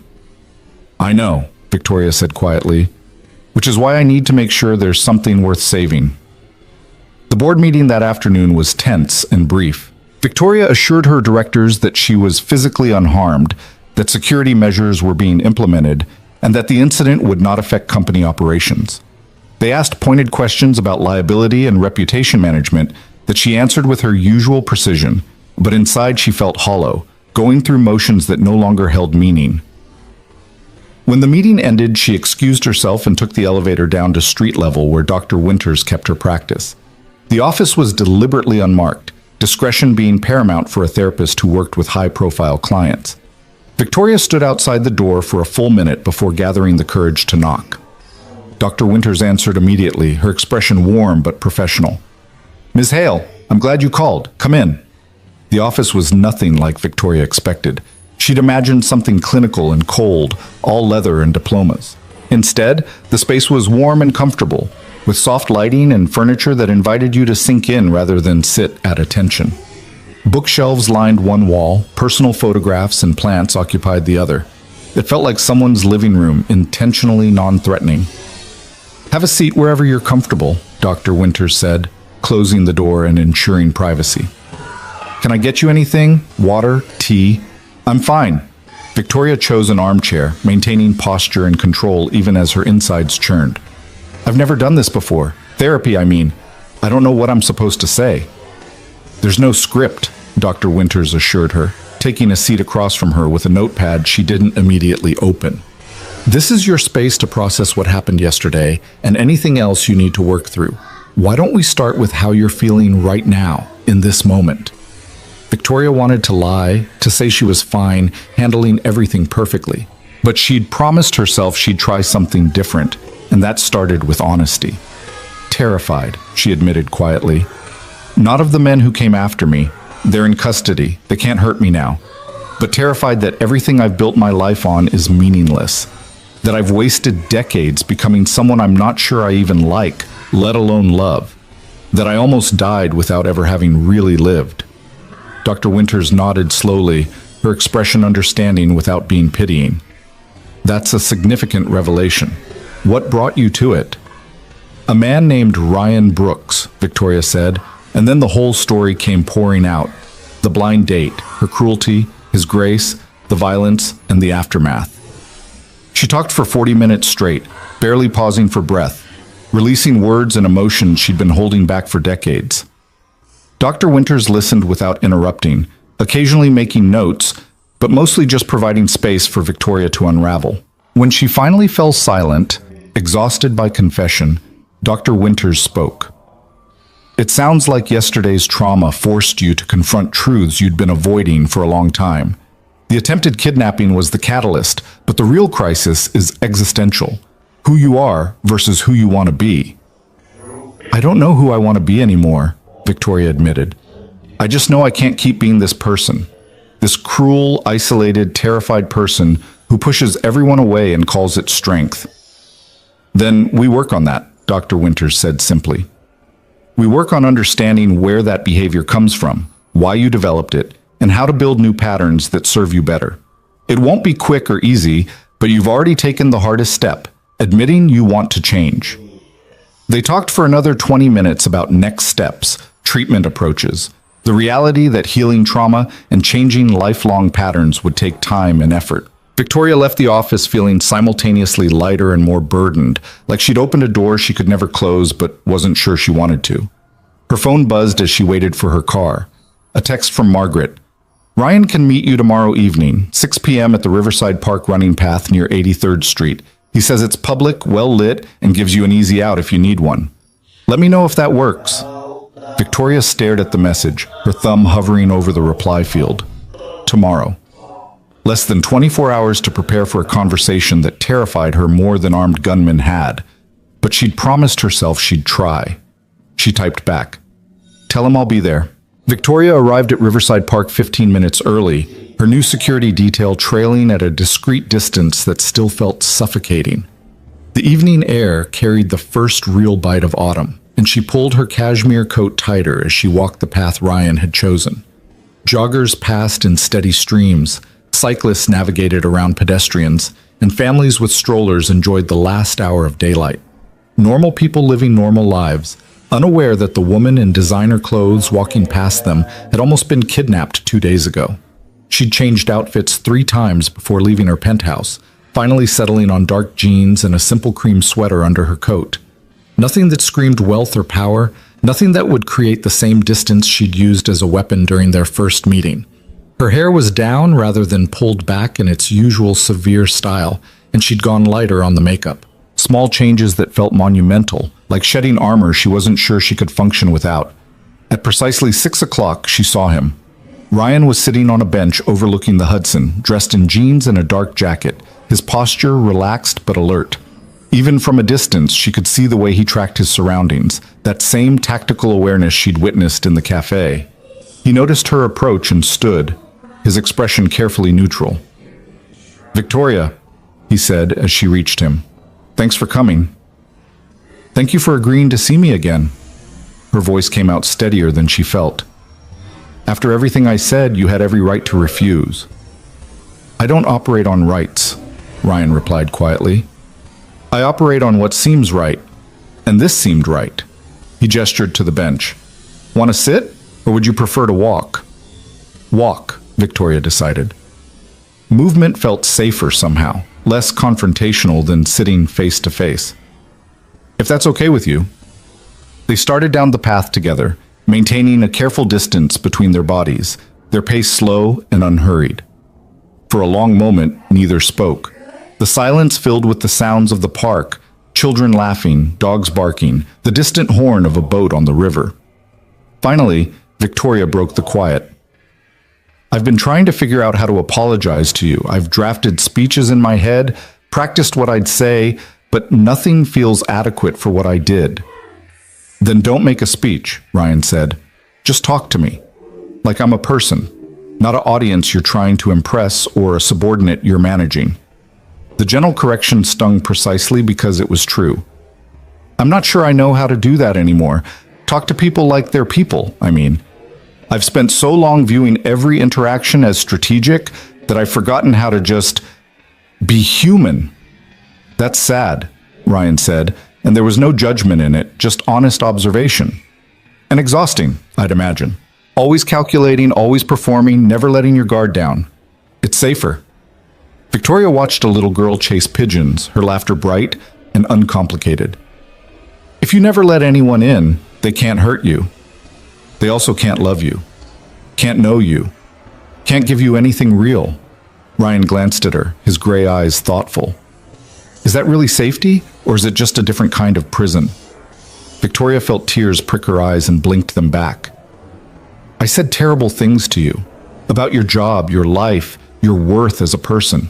I looked at you and saw everything I've been running from: poverty, struggle, vulnerability.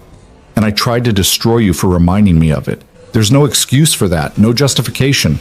I was cruel because I was scared, and that's not good enough. No, it's not, Ryan agreed, and the honesty was somehow kinder than false absolution would have been. You hurt me. Not because I believed what you said. I know my worth doesn't come from my bank account or job title.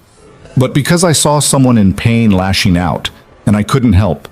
That's what hurt. Watching you self-destruct and knowing you'd never accept help from someone you considered beneath you. I don't consider you beneath me. The words came out fierce, urgent. Not anymore. Maybe not ever, if I'm being honest. I think some part of me recognized immediately that you had something I'd lost. Integrity, peace, genuine connection to other people. And I hated you for it. Because if you could have those things while working in maintenance and living in Queens, then what did that say about all my wealth and success? They passed under a tree dropping early leaves, golden and red against the darkening sky. Ryan was quiet for several steps, processing her words. When he spoke, his voice was gentle but firm. It says that you've been chasing the wrong things. Money and power aren't inherently bad, Victoria. But when you make them your only measure of worth, when you sacrifice everything else to get them, connection, kindness, vulnerability, joy, you end up rich and miserable. And that's not success. That's just expensive loneliness. My therapist said something similar yesterday, Victoria admitted. She said I've been surviving instead of living, that I've built such high walls to protect myself that I've trapped myself inside them. You're seeing a therapist? Ryan's tone shifted, warming slightly. That's good. That takes courage. Does it? It feels like weakness, like admitting I can't handle things on my own. Asking for help when you need it is one of the strongest things a person can do, Ryan said firmly. It's pride that makes you think you have to suffer alone. Strength is recognizing when you're in over your head and reaching out. Victoria thought about that, about the military training Ryan must have received, the brotherhood of soldiers who relied on each other in combat. Is that something you learned in the service? His stride faltered almost imperceptibly. Among other things. Margaret said you were medically discharged. I'm not asking you to share anything you don't want to, but Victoria hesitated, then pushed forward. The way you moved in that cafe, the speed, the precision, the complete lack of fear. That wasn't standard military training. What were you? Ryan stopped walking, turning to face her fully. The setting sun cast his face in shadow, making his expression hard to read. Why do you want to know? Because I can't reconcile the man who saves lives with the man who clearly knows how to end them. Victoria met his gaze steadily. Because everything about you suggests violence as a familiar companion, but everything I've witnessed suggests you've chosen peace. And I want to understand how someone does that. How you live with whatever darkness you've seen and still choose kindness. For a long moment, Ryan said nothing. Then he started walking again, and Victoria fell into step beside him. When he spoke, his voice was low and careful, each word chosen with precision. I was Special Forces. Multiple deployments, operations I can't discuss. Things I did that I'll carry for the rest of my life. He kept his eyes forward, watching the path ahead. I was good at it. Too good, maybe. And then one day I wasn't anymore. Something broke inside me. Not physically, though the doctors found enough damage to justify the discharge. But mentally, emotionally, I couldn't do it anymore. Couldn't be that person. What changed? Victoria asked softly. I watched a friend die because of a decision I made. A good man with a wife and a baby girl he'd never met. Ryan's jaw tightened. I'd made dozens of decisions that got people killed. That was the job. Those were the stakes. But this one was different. This one was because I was arrogant, because I thought I knew better than the intelligence, because I let pride override caution, and he paid for it. The pain in his voice was so raw that Victoria felt it in her own chest. I'm sorry. Me too. Ryan's hands clenched briefly at his sides, then released. I came home after that. Medical discharge gave me an honorable out, and I took it because I couldn't trust myself anymore. Couldn't trust my judgment, couldn't trust that I wouldn't get more people killed. My wife was 8 months pregnant, and I thought I'd have a chance to be different, to be a father, to build a life that created things instead of destroying them. But she died, Victoria said quietly, remembering the article she'd found. Complications during childbirth. Emma lived. My wife didn't. His voice cracked slightly on the words.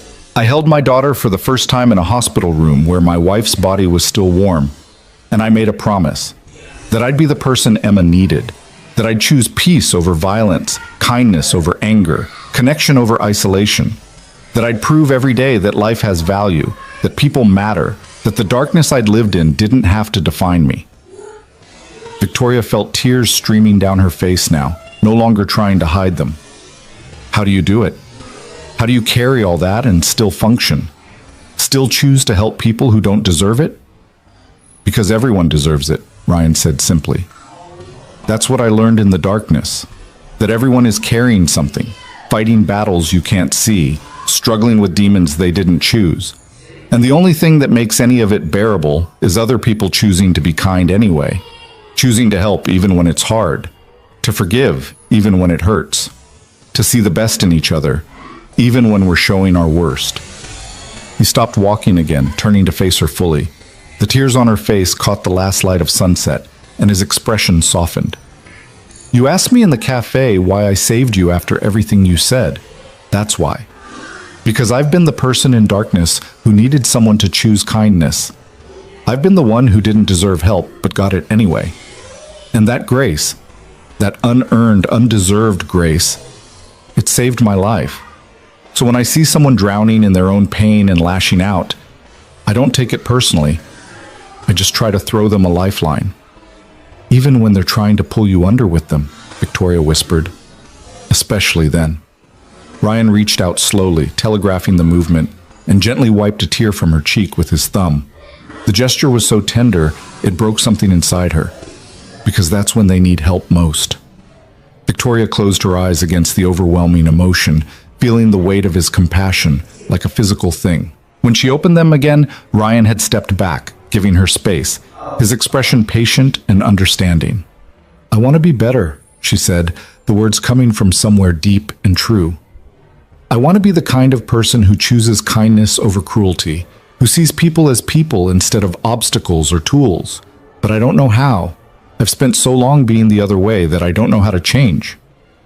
You start small, Ryan said, echoing Margaret's words from the day before.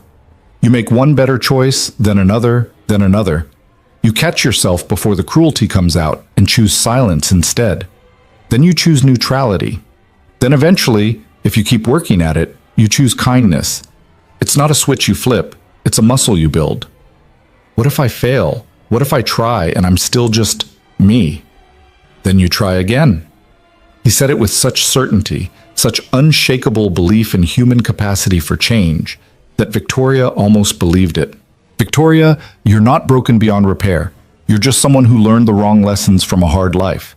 You can unlearn them. It'll take time and effort and probably more therapy than you want, but you can do it.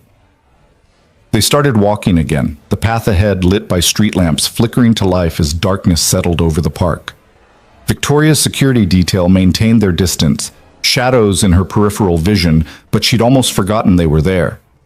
Can I ask you something? Ryan said after a moment. Anything.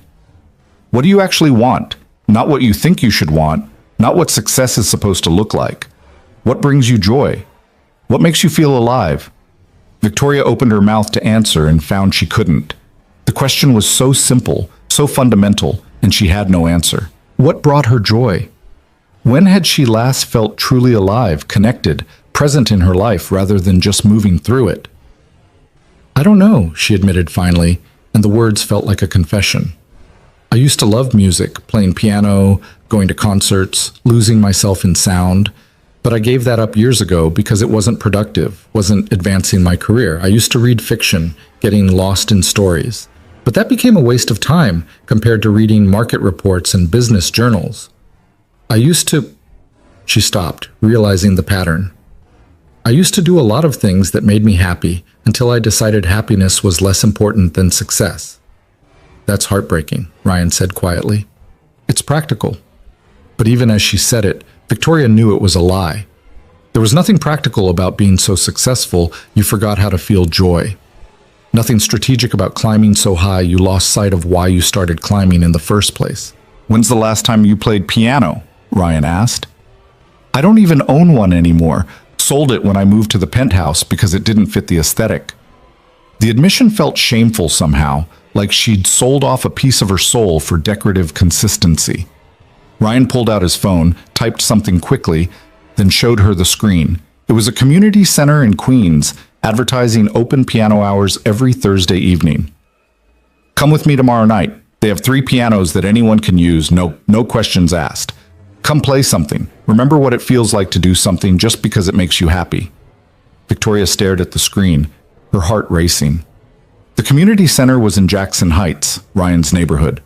Going there would mean stepping completely out of her world and into his, being vulnerable and visible in a space where her usual armor wouldn't work. It terrified her. Okay, she heard herself say, I'll come. Ryan smiled, and it transformed his face, softening the tactical awareness, warming the careful neutrality, revealing the man beneath the warrior. Good. Emma will be there with me. She has an art class that runs at the same time. Fair warning, she's going to ask you a million questions because that's what 8-year-olds do, and she has no filter whatsoever. The thought of meeting his daughter sent a fresh wave of anxiety through Victoria. What did you tell her about me? About what happened? I told her I helped some people who were in trouble, and one of those people was a woman named Victoria who was very scared but very brave. Ryan's expression grew serious. I didn't tell her about the things you said to me. That's between us. She doesn't need to know that part. The grace of it, the complete, undeserved grace, nearly undid her. Why are you being so kind to me? Because kindness is a choice, Ryan said simply. And I choose it. Every day, in every interaction, I choose it. Not because people deserve it, but because I want to be the kind of person who offers it anyway. They'd completed a full loop of the path and were back near where they'd started. The park was darker now, the street lamps casting pools of yellow light along the walkway. Victoria could see her car waiting in the distance, her security detail ready to whisk her back to her safe, sterile penthouse where she could process this conversation alone. But she didn't want to be alone anymore. Ryan? She stopped walking, forcing herself to meet his eyes. Thank you. Not just for saving my life in the cafe, but for this, for giving me a second chance I didn't earn, for seeing something in me worth salvaging. I don't think you need salvaging, Ryan replied gently. I think you need remembering. Remembering who you were before the world taught you to be hard. Remembering that vulnerability isn't weakness and kindness isn't naive. Remembering that the things that make us human, connection, compassion, love, those are the things that actually matter when everything else falls away. He reached into his jacket pocket and pulled out a small piece of paper with an address written on it. This is the community center. Tomorrow at 7. Emma's class ends at 8, so you'll have an hour with the piano before she ambushes you with questions about literally everything. Victoria took the paper, her fingers trembling slightly. What if I'm terrible? I haven't played in years. Then you'll be terrible in a room full of people who won't judge you for it. Ryan's smile returned, gentle and encouraging. That's the beautiful thing about community spaces. Everyone's there to grow, not to perform. You're allowed to be imperfect. The concept was so foreign to Victoria's worldview that it took her a moment to process it. A space where imperfection was acceptable, where failure didn't mean judgment, where you could just... When had she last experienced anything like that? I'll be there, she promised, tucking the paper carefully into her coat pocket. And Ryan, I'm going to keep trying, to be better, to be the kind of person who deserves the kindness you've shown me. I don't know if I'll succeed, but I'm going to try. That's all anyone can do, Ryan said. Try, fail, try again. That's how growth works. That's how healing works. One imperfect step at a time. They parted ways then, Ryan heading toward the subway station and Victoria toward her waiting car. As she slid into the back seat and gave her driver instructions, she caught herself watching Ryan's retreating figure in the side mirror. He walked with that same quiet confidence, that same awareness of his surroundings. But there was something else there too, something she hadn't noticed in the cafe amid the chaos and fear. Peace. Despite everything he'd survived, everything he carried, Ryan Brooks had found peace. Victoria wanted that. wanted it with a desperation that surprised her in its intensity. Not his life. She wasn't naive enough to think she could or should replicate someone else's journey, but that sense of groundedness, of knowing who you were and being okay with it, of choosing principles over profit, people over power, connection over control. The drive back to her penthouse took 30 minutes, traffic heavy with evening commuters. Victoria spent the time staring out the window at the city she'd conquered, seeing it differently now. All these people in their cars and on the sidewalks, each carrying their own stories, fighting their own battles, living lives she'd never considered because they didn't intersect with her pursuit of success. How many of them worked in buildings she owned? How many had lost jobs because of her business decisions? How many looked at her tower and felt the same mixture of awe and resentment she'd once felt looking at the wealthy from the outside? Her phone buzzed. A text from Margaret. "How did it go?" Victoria typed back slowly, choosing her words carefully. "He's extraordinary, and I'm going to try to deserve another chance." Margaret's response came immediately. "That's all he's asking for. And Victoria, I'm proud of you. I know this is hard." Harder than anything she'd ever done, Victoria thought.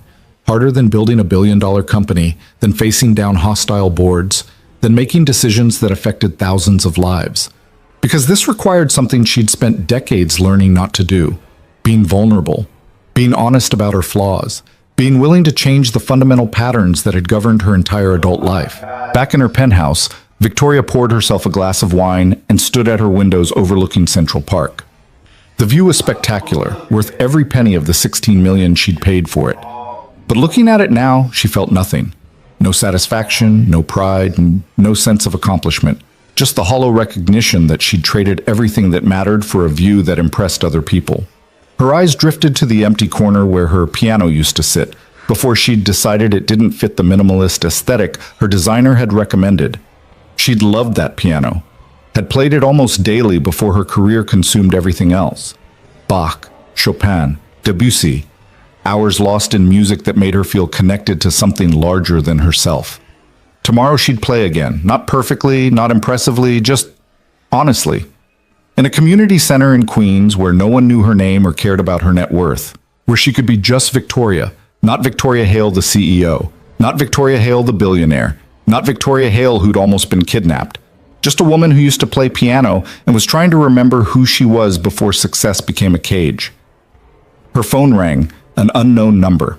Victoria almost declined it. Years of training said unknown numbers were either solicitations or problems, but something made her answer.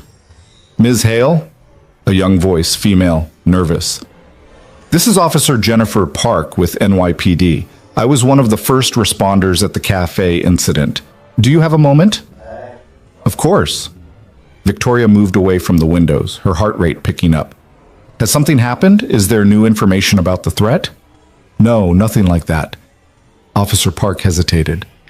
"I'm calling because this is going to sound strange, but I've been thinking about you since that day, about how you looked when we arrived, how scared you were, and I wanted to tell you that what you experienced was trauma, real, legitimate trauma. And you shouldn't try to just push through it like nothing happened." Victoria sat down slowly on her couch, surprised by the unexpected kindness. "I'm seeing a therapist." "Good. That's really good." Relief colored the officer's voice. "I've seen too many people try to tough it out alone, and it never ends well. PTSD doesn't care how successful or strong you are. It hits everyone who goes through that kind of fear. Can I ask why you're calling? You must have dozens of cases, hundreds of people you've helped. Why check on me specifically?" Officer Park was quiet for a moment. "Because of what Mr. Brooks said to me while we were taking a statement. He said he was worried about you, that you'd been struggling even before the incident, and that this might break you if you didn't have support. He asked me to follow up, to make sure you were accessing resources. He cared enough to think about your well-being while he was being questioned about use of force." Tears pricked Victoria's eyes again. Even when dealing with his own aftermath, his own potential legal troubles, Ryan had been thinking about her, making sure she had support he wasn't sure she'd seek on her own. "That sounds like him," Victoria said softly. "He's a good man. I've been doing this job for 6 years and I've never seen a civilian handle a situation like that with such control and compassion." Officer Park paused. The way he talked to those suspects before things got physical, he was trying to save them from themselves, trying to give them an out even though they'd come there to hurt someone. That's rare. Most people in that situation would want revenge, would want to hurt them back.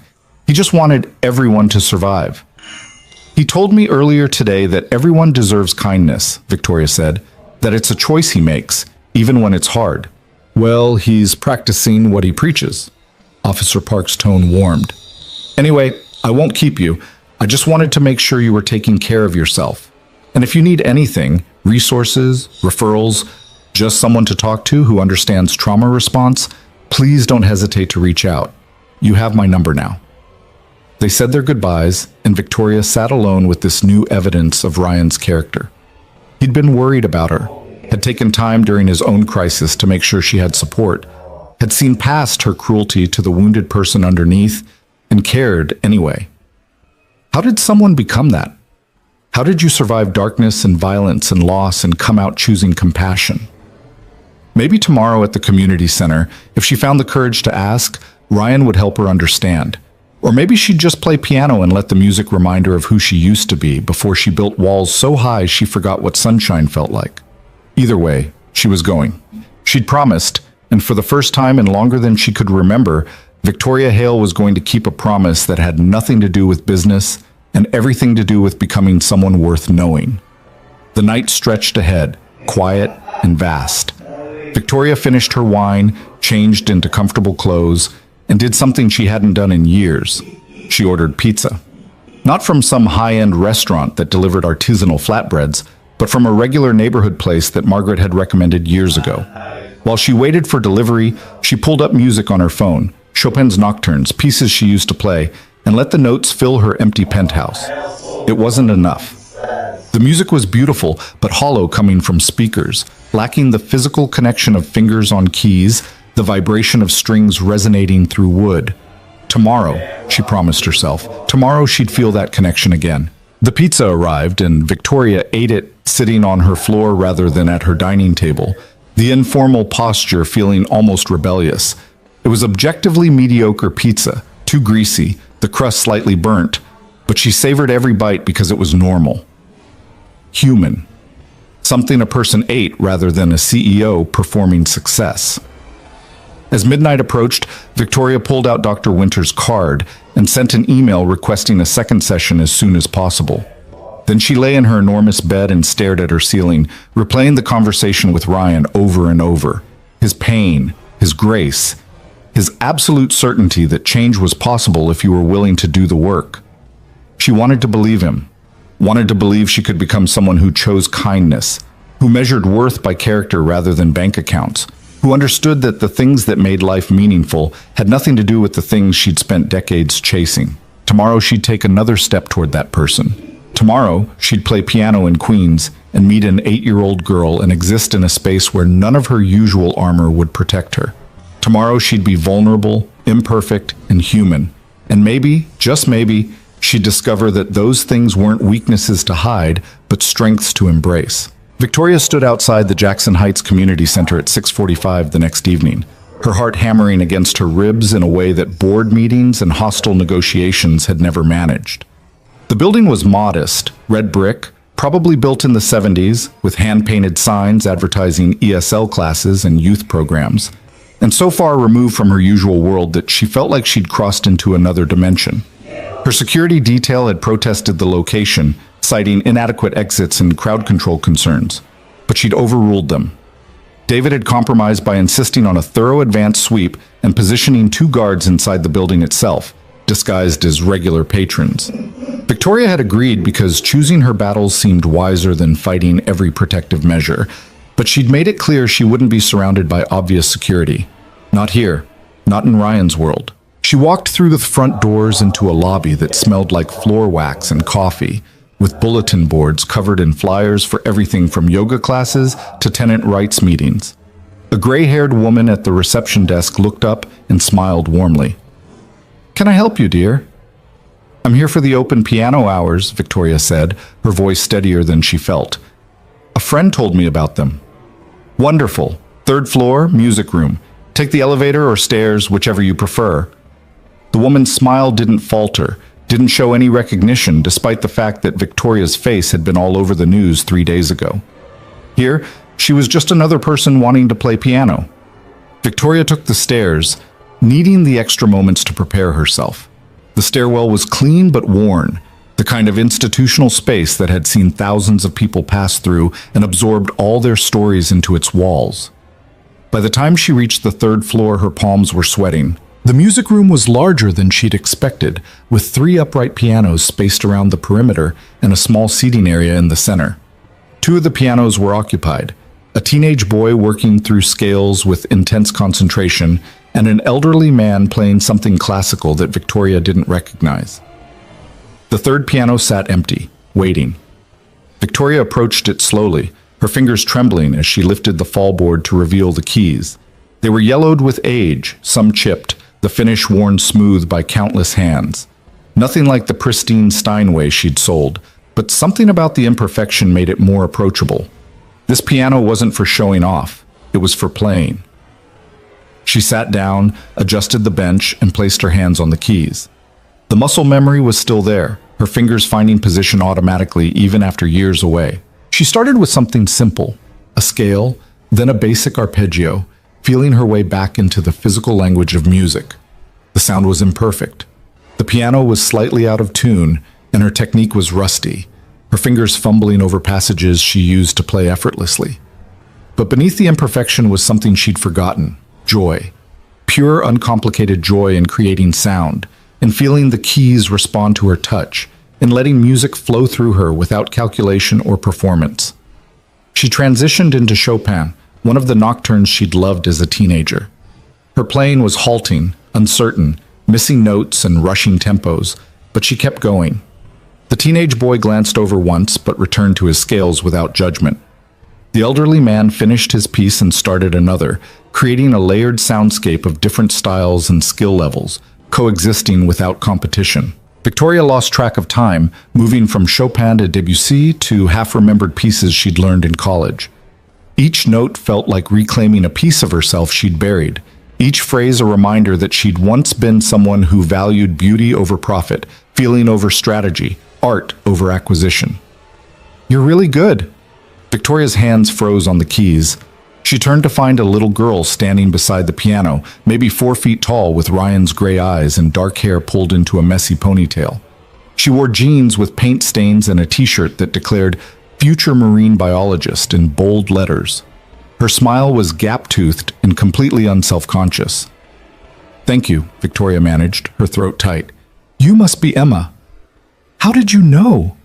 The girl's eyes widened with the delighted surprise of children who haven't yet learned that adults talk about them. "Your dad mentioned you. I'm Victoria. The lady from the cafe." Emma's whole face lit up. "Dad said you were really brave when the bad people came. He said you stayed calm even though you were scared." Victoria felt tears prick her eyes at this characterization. So generous, so completely unearned. "Your dad was the brave one. He saved my life." "He does that sometimes," Emma said matter-of-factly, as if life-saving was a casual hobby. "He saved a cat from a tree last month, and before that he helped Mrs. Kowalski when she fell on the stairs. He says helping people is what makes life meaningful." She climbed onto the bench beside Victoria without asking permission, her presence comfortable and unselfconscious in the way only children managed. "Can you play something happy? You looked sad when you were playing before." The honest observation, delivered without cruelty or manipulation, hit Victoria harder than any of her own harsh self-assessments. "I'm not very good anymore. I haven't played in a long time." "That's okay. You don't have to be good at something to enjoy it." Emma said this with the absolute certainty of an 8-year-old who hadn't yet learned that adults measured everything by performance metrics. "Dad says trying is more important than being perfect. He's really bad at cooking, but he tries anyway. And sometimes it's actually good." Victoria found herself smiling despite the emotion churning in her chest. "What would you like to hear?" "Something that makes you happy. Not something you think you should play, something you want to play." The wisdom in those words, coming from a child who probably couldn't define metacognition but understood it intuitively, made Victoria's breath catch. What made her happy? What did she love playing before music became another thing to master rather than enjoy? Her hands found the keys almost automatically, starting into a piece she hadn't thought about in 15 years. Claire de Lune, Debussy's Meditation on Moonlight, with its gentle cascading notes and melancholic beauty. Her technique was far from perfect, her pedaling uncertain, but the emotional truth of the piece came through anyway. She played it for herself, for the teenager still inside her who'd once played this in a school recital and felt like she could touch the moon. Emma listened quietly, her small body still beside Victoria on the bench, and when the final notes faded, she said simply, "That was beautiful. You looked happy playing it." "I was," Victoria admitted, surprised by the truth of it. "I'd forgotten how this felt, how music could make you feel." "Dad says people forget important things when they get too busy," Emma said sagely. "That's why he makes us have dinner together every night even when he's tired, and why we go to the park every Sunday even when it's cold. He says the important things are the ones you have to protect from the busy things." Before Victoria could respond, she heard footsteps behind them. She turned to find Ryan standing in the doorway, still in his work clothes, worn jeans and a hospital maintenance shirt, with an expression that was equal parts surprised and pleased. "Emma, I thought you were finishing your art project," he said, but there was no real reproach in his voice. "I did finish. Miss Rodriguez said it was good enough to display in the hallway." Emma beamed with pride. "And then I heard piano music and came to investigate. And look, I found Victoria. She plays really pretty, Dad. You should hear her." "I'd like that," Ryan said quietly, his eyes meeting Victoria's across the room. "If she's willing to play for an audience." Victoria's first instinct was to refuse, to protect herself from judgment and potential failure. But she looked at Emma's eager face, at Ryan's gentle encouragement, and found herself nodding. "What would you like to hear?" "Something that matters to you," Ryan said, moving to sit in one of the chairs near the piano. Something true. The request was more intimate than he probably realized, asking her to be vulnerable through music in a way she hadn't allowed herself to be in years. Victoria turned back to the piano, her fingers hovering over the keys as she searched for the right piece. What mattered to her? What truth could she tell through music that her words couldn't express? She started playing Beethoven's Moonlight Sonata, the first movement, with its somber, searching quality. It was a piece about longing, about beauty tinged with melancholy, about the eternal human desire to touch something transcendent even while remaining grounded in imperfection. Her playing was far from perfect, fumbling over the triplets and rushing the tempo in places, but the emotional core came through. She poured into it all the loneliness of the past decade, all the fear from the cafe, all the desperate hope that she could become someone different. When she finished, the room was silent except for the distant sound of the teenage boy still working through his scales. Victoria sat with her hands in her lap, not brave enough yet to turn around and face Ryan's reaction. "That was incredible," Ryan said softly. "Thank you for sharing that." Victoria finally turned to look at him and found his expression open and honest, with no trace of judgment or false flattery. He'd heard what she was trying to say through the music. She could see it in his eyes. "Can I show you something?" Emma asked suddenly, already sliding off the bench. "I made a painting in class today, and I want you to see it before Dad makes us go home." Victoria glanced at Ryan, who nodded his permission. "Go ahead. I need to talk to Miss Rodriguez about next week's schedule anyway." Emma grabbed Victoria's hand with the casual confidence of children who hadn't yet learned to fear rejection, and pulled her down the hallway to a bright classroom covered in student artwork. She stopped in front of a painting that was still drying on an easel, abstract swirls of blue and purple and silver that somehow evoked water and sky simultaneously. "It's the ocean at night," Emma explained proudly. "We're studying marine biology and science, and Ms. Rodriguez said we should paint what we learn about. I painted all the creatures that live in the deep parts where it's dark, the ones with bioluminescence that make their own light because there's no sun. Isn't that cool? They're beautiful even though nobody usually sees them." Victoria stared at the painting, at this 8-year-old's instinctive understanding that beauty could exist in darkness, that creatures could create their own light when the world offered none. "It's more than cool," she said quietly. "It's wise. Dad says I'm wise beyond my years, but I think that's just what adults say when kids notice things they wish they'd noticed." Emma tilted her head, studying Victoria with those same gray eyes her father had. You're sad a lot, aren't you? I can tell because you smile with your mouth but not your eyes, except when you were playing piano. Then your eyes smiled too. The observation was so accurate, so devastatingly honest, that Victoria had to sit down on one of the small classroom chairs before her legs gave out. Yes, she admitted, because lying to a child who saw that clearly felt impossible. I've been sad for a long time. I think I forgot I was allowed to be happy. Everybody's allowed to be happy, Emma said, with the absolute certainty of someone who'd never questioned their right to joy. That's like a basic rule of being human. Dad says happiness is a choice you make every day, even when things are hard. He says he chooses it for me, so I know it's possible. Your dad is a very special person, Victoria said. I know. Emma moved closer, her voice dropping to a conspiratorial whisper. Can I tell you a secret? Of course. Dad's been sad too, since my mom died. Not all the time, but sometimes I catch him looking at her picture with that same smile that doesn't reach the eyes thing. But he's been less sad lately, especially after he met you. He came home from that date, and even though something scary happened, he was talking about how people could change and how important second chances were. I think maybe you reminded him that new things could be good things. The revelation hit Victoria like a physical force. She'd been so focused on her own transformation, her own journey from cruelty to kindness, that she hadn't considered how their meeting might have affected Ryan. But of course it had. He was human, not a saint, and he'd been carrying his own grief and trauma for years. Emma? Ryan's voice called from the hallway. Time to pack up. Victoria, you too, if you're ready. They walked back together, Emma chattering about her week, a spelling test she'd aced, a boy in her class who'd shared his lunch when she'd forgotten hers, a book about dolphins she was reading.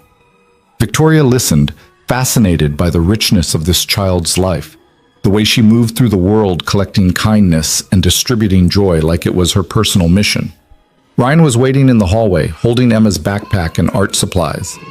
Thank you for playing, he said to Victoria, and for letting Emma ambush you with questions. I hope she wasn't too overwhelming. She was perfect, Victoria said honestly. Wise beyond her years, just like you said. Emma beamed at the compliment, then tugged on Ryan's sleeve. Dad, can Victoria come have dinner with us? Please. I want to show her my fish tank and my rock collection and my books about marine biology. Ryan's expression showed surprise and something else. Hesitation, maybe, or concern about putting Victoria in an uncomfortable position. Emma, Victoria probably has plans. She's a very busy person with important things to do. Actually, Victoria heard herself say, I don't have plans, and I'd love to see your collections, if your dad doesn't mind the intrusion. Ryan studied her face for a long moment, searching for something, sincerity, maybe, or confirmation that she wasn't just being polite. Whatever he found seemed to satisfy him. Okay, but I'm warning you now. Our apartment is small and dinner is going to be spaghetti from a box because I forgot to defrost the chicken. Nothing fancy. Fancy is overrated, Victoria said, and meant it more than she'd meant anything in years. They walked together through Jackson Heights, Emma between them holding both their hands and narrating the neighborhood like a tour guide. She pointed out Mrs. Kowalski's window. She's from Poland and makes the best pierogi, and the bodega where they bought milk. Mr. Kim always gives me a free candy, but don't tell Dad. And the park where Ryan coached soccer on Saturdays. It was a community, Victoria realized. A real community where people knew each other's names and looked out for each other and created safety through connection rather than security systems. Ryan's apartment was on the third floor of a walk-up, and he was right. It was small. Maybe 800 square feet total, with a living room that flowed into a kitchen, 2 bedrooms barely big enough for their furniture, and 1 bathroom that had probably been last updated in the 90s. But it was clean and lived in, with Emma's artwork on the fridge and photos covering every surface, and a bookshelf overflowing with everything from military history to children's books about ocean life. Sorry about the mess, Ryan said, moving quickly to clear Emma's homework off the coffee table. We weren't expecting company. It's not messy, Victoria said, and she meant it. The apartment was full of life and love and evidence that people actually lived here. But it wasn't messy. It was home in a way her $16 million penthouse had never been. Emma dragged her immediately to the fish tank, a 20-gallon setup with colorful fish and live plants, and explained in detail the care requirements for each species. Then came the rock collection, organized by type and labeled in careful 8-year-old handwriting. Then the bookshelf, where Emma pulled out her favorites and insisted Victoria at least look at the illustrations. Through it all, Ryan worked in the kitchen, boiling pasta and heating jarred sauce with practiced efficiency. Victoria watched him move in the small space, his movements economical and sure, and thought about the contrast between his calloused hands, handling military weapons, and those same hands now carefully measuring noodles for his daughter's dinner. "Emma, go wash your hands," Ryan called. "Dinner's almost ready." Emma scampered off, and Victoria found herself alone with Ryan in the small kitchen. He was stirring the sauce, his back to her, and something about his posture suggested vulnerability. "Thank you for coming," he said without turning around. "Emma's been talking about meeting you since I told her about the cafe. She has this idea that anyone her dad thinks is important must be someone special." "And do you?" Victoria asked quietly. "Think I'm important?" Ryan turned to face her, the spoon still in his hand. "I think you're someone in the middle of becoming who you're meant to be. And I think that's one of the bravest things a person can do. Choose to change, even when change is terrifying." "I'm terrified constantly now," Victoria admitted. "Every interaction, every choice, every moment. I'm second-guessing everything I used to do automatically. It's exhausting." "That's how you know you're doing it right," Ryan said gently. "Real change is uncomfortable. It's supposed to be. You're literally rewiring your brain, creating new patterns over decades of conditioning. Give yourself credit for trying, even when it's hard." Emma returned, hands still damp from washing, and they sat down to dinner at a small table that barely fit 3 people. The spaghetti was exactly what Ryan had promised. Basic, from a box, nothing fancy. But eating it in this small apartment with Ryan and Emma felt more nourishing than any Michelin-starred meal Victoria had consumed in the past decade. Emma dominated the conversation, asking Victoria questions about everything from her favorite color to whether she'd ever seen a whale in real life. Ryan interjected occasionally to redirect when the questions got too personal, but mostly he just watched, his expression content in a way that made Victoria's chest ache. This was what mattered, she realized. Not the money or the power or the success she'd spent her life chasing. This, sitting around a table with people who cared about each other, sharing simple food and honest conversation, creating connection in the midst of ordinary life. This was what she'd sacrificed in her climb to the top, and seeing it now felt like watching someone display treasure she'd thrown away as worthless. After dinner, Emma insisted on showing Victoria her bedroom. A small space dominated by posters of sea creatures and a bookshelf overflowing with marine biology texts meant for much older readers. On the nightstand was a framed photo of a young woman with Emma's smile and dark curly hair. "That's my mom," Emma said, following Victoria's gaze. "She died when I was born, but Dad makes sure I know about her. He says she was brave and kind and really good at making people laugh. He says I got her smile." "You did," Victoria said softly, studying the photo. The woman looked young, mid-20s maybe, with the kind of open, joyful expression that suggested she'd never learned to guard her heart. "She was beautiful." "Dad says she would have liked you," Emma said thoughtfully. "He says she always believed people could change if they wanted to badly enough. She used to work with kids who got in trouble, helping them find better paths. Dad says she saw the best in everyone, even when they couldn't see it in themselves." The description was so similar to Ryan's own philosophy that Victoria wondered how much of his worldview had been shaped by the woman he'd loved and lost. Had he learned grace from her, or had they found each other because they already shared it? "I think I would have liked her too," Victoria said honestly. They returned to the living room to find Ryan had cleaned up from dinner and was making tea. He offered Victoria a cup, and they sat together on the small couch while Emma sprawled on the floor with a book about dolphins, reading contentedly in that way children did when they felt safe and loved. "This is nice," Ryan said quietly, his voice barely above a whisper. "Having someone here who isn't afraid of our normal. Emma hasn't stopped smiling since you agreed to come." "Neither have I," Victoria admitted. "This is the most relaxed I've felt in years, maybe ever." There's no performance here, no calculation about what I should say or how I should present myself. I can just be. That's what home should feel like, Ryan said. Safe enough to be imperfect, comfortable enough to be honest, warm enough to be yourself.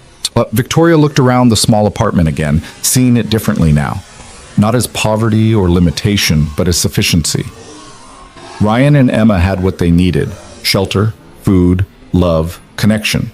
And they'd chosen to build a life around those essentials rather than constantly reaching for more.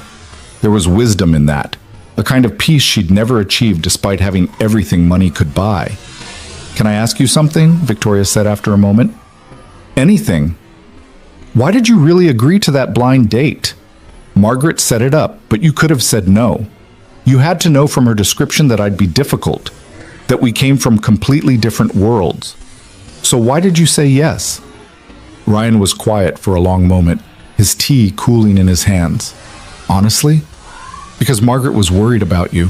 She said you'd become someone she barely recognized, that you'd isolated yourself so completely that she was afraid you'd wake up one day and realize you'd traded your humanity for success. She thought maybe meeting someone who'd chosen differently, who'd had opportunities to climb that ladder and walked away from it, might remind you that other paths existed." "You had opportunities?" Victoria asked, surprised. "After my discharge, I had offers: private security firms, defense contractors, consulting positions that would have paid 6 figures easy. I had skills people wanted and were willing to pay for." Ryan's voice was matter-of-fact, without regret. "But those jobs required travel, long hours, the kind of commitment that would have meant leaving Emma with babysitters more than I was with her. And I'd already missed so much: her first steps, her first words, all those early moments, because I was deployed. I wasn't going to miss any more." "So you chose maintenance work," Victoria said, understanding blooming. "I chose presence over prestige, time over money. A life built around what matters instead of what impresses." Ryan met her eyes. "No regrets?" "Not a single one. Emma knows her dad is there. She knows she's my priority. And when she's grown and looking back on her childhood, she won't remember that we lived in a small apartment or that I worked in maintenance. She'll remember that we had dinner together every night and that she was loved unconditionally." Tears streamed down Victoria's face, no longer trying to hide them. "I want that," she whispered. "Not your life specifically, but that certainty, that peace with your choices, that ability to measure success by what actually matters instead of what the world says should matter." "Then build it," Ryan said simply. "One choice at a time. You can't erase the past decade overnight, can't undo the patterns in a week. But you can start choosing differently. Start measuring your days by connection instead of profit. Start evaluating your decisions by whether they make you proud rather than whether they make you rich. Start building a life that will matter when you're looking back from the end." "I don't know if I'm brave enough," Victoria admitted. "You face down armed gunmen," Ryan pointed out. "You're sitting in a stranger's apartment in Queens eating boxed spaghetti when you could be in a Michelin restaurant in Manhattan. You played piano imperfectly in front of people who could have judged you. You're braver than you think. You're just scared of a different kind of danger, the danger of being vulnerable and real and human." Emma chose that moment to look up from her book. "Are you crying because you're sad or because you're happy?" she asked Victoria with characteristic directness. "Both," Victoria said honestly. "Sad for the time I wasted, happy for the possibility of something different." "Dad says crying is just feelings leaking out because there's too many to hold inside," Emma said sagely. "He says it's okay to leak sometimes. It means you're human." The simple wisdom of it, delivered by an 8-year-old who understood emotions better than most adults, made Victoria laugh through her tears. "Your daughter is remarkable," she said to Ryan. "I know," he said, pride evident in his voice. "She's my greatest achievement. Everything else I've done, everything I might do in the future, none of it will ever matter as much as being her dad." Victoria stayed another hour, talking with Ryan while Emma read and occasionally interjected with observations or questions. They talked about everything and nothing: Victoria's therapy progress, Ryan's work at the hospital, Emma's upcoming school science fair, the investigation into the attempted kidnapping that was still ongoing. The conversation flowed naturally, without the strategic maneuvering Victoria usually employed in social situations, and she realized this was what friendship felt like. Real friendship, built on honesty rather than utility. When she finally stood to leave, Emma hugged her with the unself-conscious affection of children who decided you were worth loving and simply did it. "Will you come back?" she asked. "Maybe you could teach me piano? Dad says I should learn an instrument, but he's terrible at music, so he can't help." Victoria looked to Ryan, who shrugged. "Only if you want to, no pressure." "I'd love to," Victoria said, and meant it completely. "Maybe next week? Same time?" "It's a date," Emma said, then giggled at her own choice of words. "Not like a date, like a friend date, because we're friends now, right?" "Right," Victoria agreed, her heart full in a way it hadn't been in longer than she could remember. "We're friends." Ryan walked her down to the street where her car was waiting, the security detail visible in the shadows but maintaining their distance. The night air was cold, autumn settling into early winter, and Victoria pulled her coat tighter. "Thank you," she said, "for tonight, for your kindness, for showing me what a life built on the right priorities looks like. You didn't have to do any of this." "Neither did you," Ryan pointed out. "You could have walked away after the cafe, gone back to your old life, and pretended none of this happened. But you chose differently. You chose to try. That matters, Victoria." She looked up at him, this man who'd saved her life and was now saving her in a different way, showing her through example that change was possible, that kindness wasn't weakness, that measuring success by human connection rather than financial achievement wasn't naive but wise. "I'm going to keep trying," she promised, "to be better, to choose differently, to build something that matters." "I know you will," Ryan said with quiet confidence. "And when you stumble, because you will stumble, we all do, you'll get back up and try again. That's how growth works." Victoria wanted to hug him, to express physically the gratitude words couldn't capture, but she wasn't sure if that would be welcome or appropriate. Ryan made the decision for her, pulling her into a brief, warm embrace that felt like coming home. "See you next week," he said as he released her. "Emma's going to be talking about this all weekend. Fair warning, she'll probably have 17 questions prepared by then." "I look forward to it," Victoria said, and climbed into her car. The drive back to Manhattan felt longer than usual, the distance between Queens and her penthouse representing more than just miles. She was traveling between worlds, between who she'd been and who she was becoming, and the transition was jarring. By the time she reached her building, she felt hollowed out and filled up simultaneously. Her penthouse felt even emptier than before, after the warmth of Ryan's apartment. Victoria walked through rooms that cost more than most people's houses and felt nothing but the ache of absence. No photos on the walls, no evidence of life lived, no warmth or connection or love. Just expensive furniture arranged for maximum aesthetic impact and minimum emotional resonance. She pulled out her laptop and opened a document she'd been working on for the past 2 days. A list of changes she wanted to make, both in her business and her life. Some were small. Weekly therapy sessions, regular calls with Margaret, learning to play piano again. Others were more substantial, reviewing all of Hale Investments' restructuring deals from the past 5 years to understand the human cost of her decisions, implementing new ethical guidelines for future acquisitions, establishing a fund to support workers displaced by corporate restructuring. The biggest change sat at the bottom of the list, the one she'd written and deleted a dozen times before finally leaving it there. Consider whether running Hale Investments still serves who I want to become, or if it's just serving who I used to be. She wasn't ready to act on that question yet, wasn't sure she'd ever be ready. But asking it felt important, acknowledging that the empire she'd built might not align with the person she wanted to become. That success measured by billions might not be success at all if it came at the cost of everything that made life meaningful. Victoria added a new item to the list. Teach Emma piano. Start next week. Show up consistently, be patient. Remember that perfection isn't the point. Connection is. Her phone buzzed with a text from Margaret. Ryan said dinner went well. I'm proud of you, Victoria.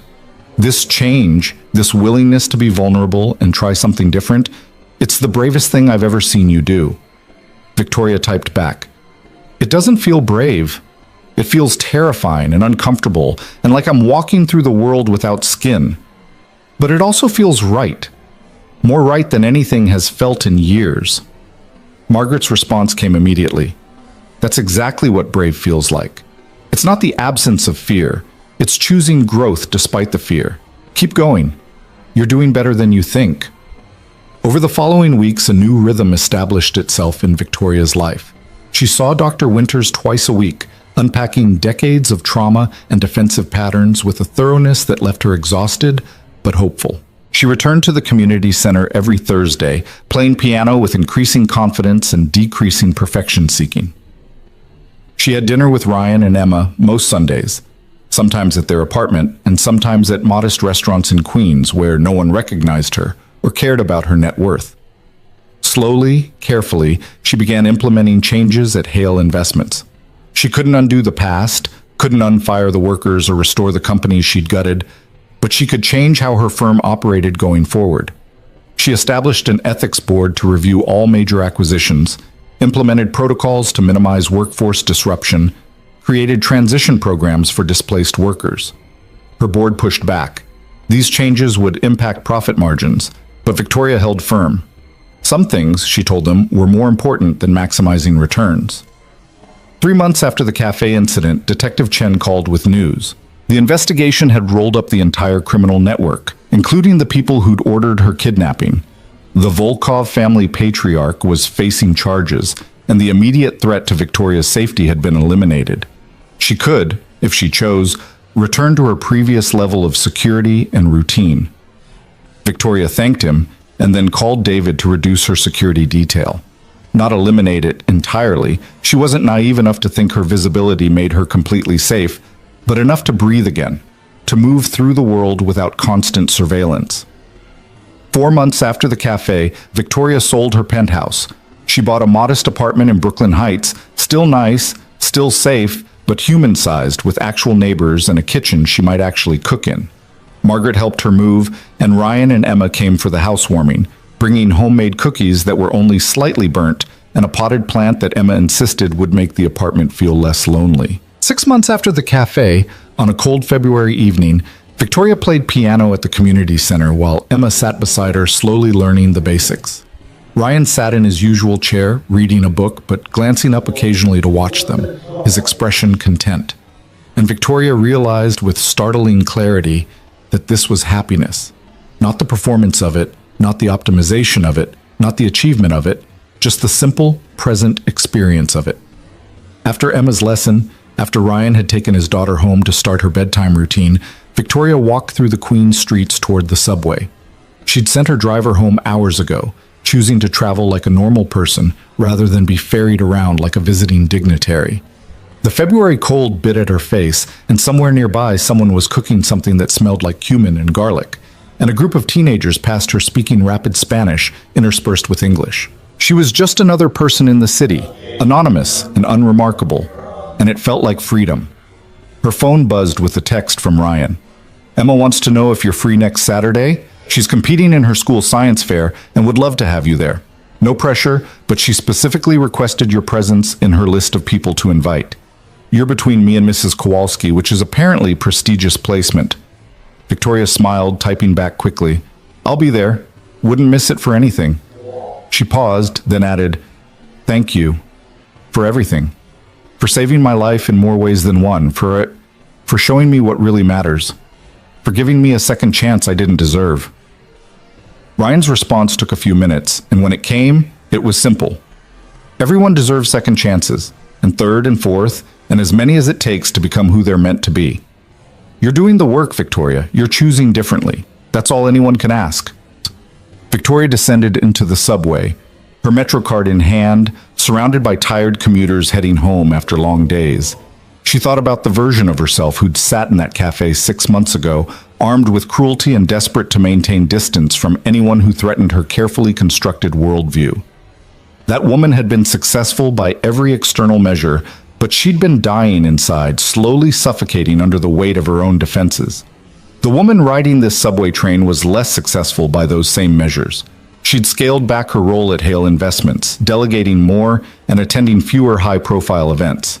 She'd lost some board seats and turned down speaking opportunities that would have elevated her profile. By the standards of her old life, she was diminishing, fading, becoming less. But by the standards that actually mattered, By measures of connection and growth and human warmth, she was becoming more present, more honest, more capable of love and vulnerability and joy, more fully human in all its messy, imperfect, beautiful complexity. The subway car was crowded, and Victoria found herself standing next to a young woman struggling to manage a crying toddler and multiple shopping bags. Without thinking, without calculating the optics or considering what it meant about her image, Victoria bent down and picked up a bag that had slipped from the woman's grasp. "Thank you so much," the woman said gratefully, exhaustion evident in her face. "I'm sorry, he's overtired and I couldn't get childcare today, so I had to bring him shopping and everything just became too much." "Don't apologize," Victoria said gently, and meant it. "Parenting is hard. You're doing great." The woman's eyes filled with tears at this small kindness from a stranger, and Victoria understood. Sometimes the smallest gestures mattered most because they reminded you that you weren't alone, that other people saw your struggle and chose compassion over judgment. She rode with the woman for 3 more stops, helping with bags and even entertaining the toddler with silly faces that made him laugh. When the woman got off at her stop, she thanked Victoria again, her voice thick with emotion. "You have no idea what that meant to me. Thank you for seeing me." Victoria watched her go, carrying her child and her burdens, navigating her life with grace under pressure. A year ago, Victoria wouldn't have noticed her. 6 months ago, she might have noticed, but would have considered helping beneath her station.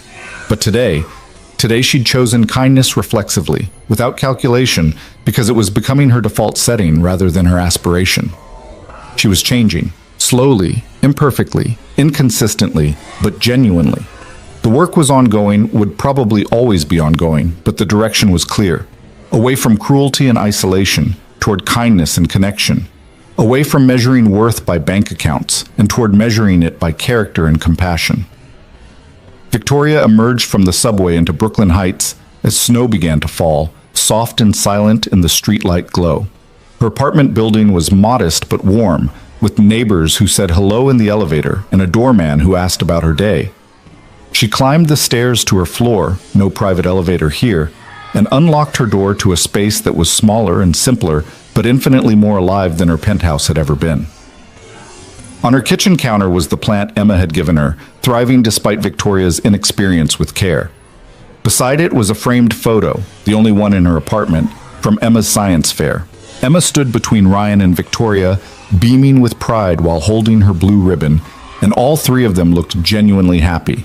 No performance, no calculation, just human connection captured in a moment. Victoria made tea and sat by her window, watching snow transform Brooklyn Heights into something magical. She thought about the cafe, about gunmen and terror, and the moment her life could have ended. She thought about Ryan's calm voice telling her to stay down, his body shielding hers, his absolute certainty that every life, even the life of someone who'd been cruel to him, was worth protecting. She thought about Emma's gap-toothed smile and her wisdom about bioluminescent creatures making their own light in darkness. About Dr. Winter's patient guidance through the difficult work of healing. About Margaret's steadfast friendship through years when Victoria had given her little reason to stay.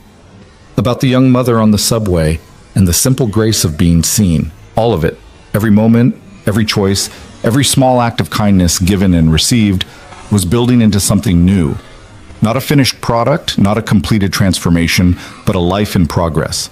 A life being lived rather than performed, experienced rather than optimized, felt rather than calculated. Victoria pulled out her phone and opened a new message to Ryan. "I've been thinking about what you said that night in the park, about how I needed to remember who I was before the world taught me to be hard. I think I'm starting to remember. But more importantly, I think I'm discovering who I can become. Thank you for believing that was possible when I couldn't." His response came quickly. "The person you're becoming was always there, Victoria. She was just buried under a lot of protective layers. I'm proud of you for doing the excavation work, even when it's painful. Emma and I are lucky to have you in our lives." Lucky. He considered himself lucky to know her, despite everything, despite the cruelty of their first meeting, despite her wealth and his lack of it, despite the vast differences in their worldviews and life choices. He saw her, really saw her, and chose friendship anyway. Victoria finished her tea and prepared for bed, her heart full in a way she was still learning to recognize and accept. Tomorrow she had therapy, then a board meeting where she'd present her revised ethical guidelines, despite knowing they'd face resistance. Tomorrow night, she'd have dinner with Margaret and actually be present for the conversation, rather than mentally reviewing work while pretending to listen. This weekend, she'd go to the community center and play piano imperfectly while Emma practiced beside her, and Ryan would sit nearby reading his book and occasionally looking up to smile at them both. Tomorrow and the day after, and all the days stretching ahead, she'd keep choosing differently. Keep building a life measured by what mattered rather than what impressed. Keep growing toward the person she wanted to be instead of defending the person she used to be. It wouldn't be easy. The old patterns would resurface. The cruelty would try to reassert itself as protection. The fear would whisper that vulnerability was weakness and isolation was safety. But she'd have tools now, therapy and friendship, and the living example of Ryan and Emma showing her what a life built on the right priorities looked like. She'd have second chances and third chances, and as many chances as it took. And most importantly, she'd have the memory of that cafe, of staring down death and discovering that when everything else fell away, when money and power and status meant nothing, the only thing that mattered was human connection. The only thing worth dying for was other people. The only thing worth living for was love. Victoria turned off the lights and lay in her bed, listening to Brooklyn sounds outside her window, cars and voices, and the gentle whisper of falling snow. Somewhere across the river, Ryan was tucking Emma into bed and kissing her goodnight, creating the kind of moment that wouldn't make headlines or impress anyone, but would matter more than all of Victoria's billions ever could.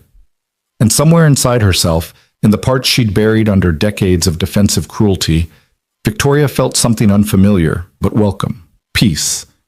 Not perfection, not completion, but the quiet satisfaction of knowing she was finally, after all these years, moving in the right direction. Toward light, toward love, toward life, toward home.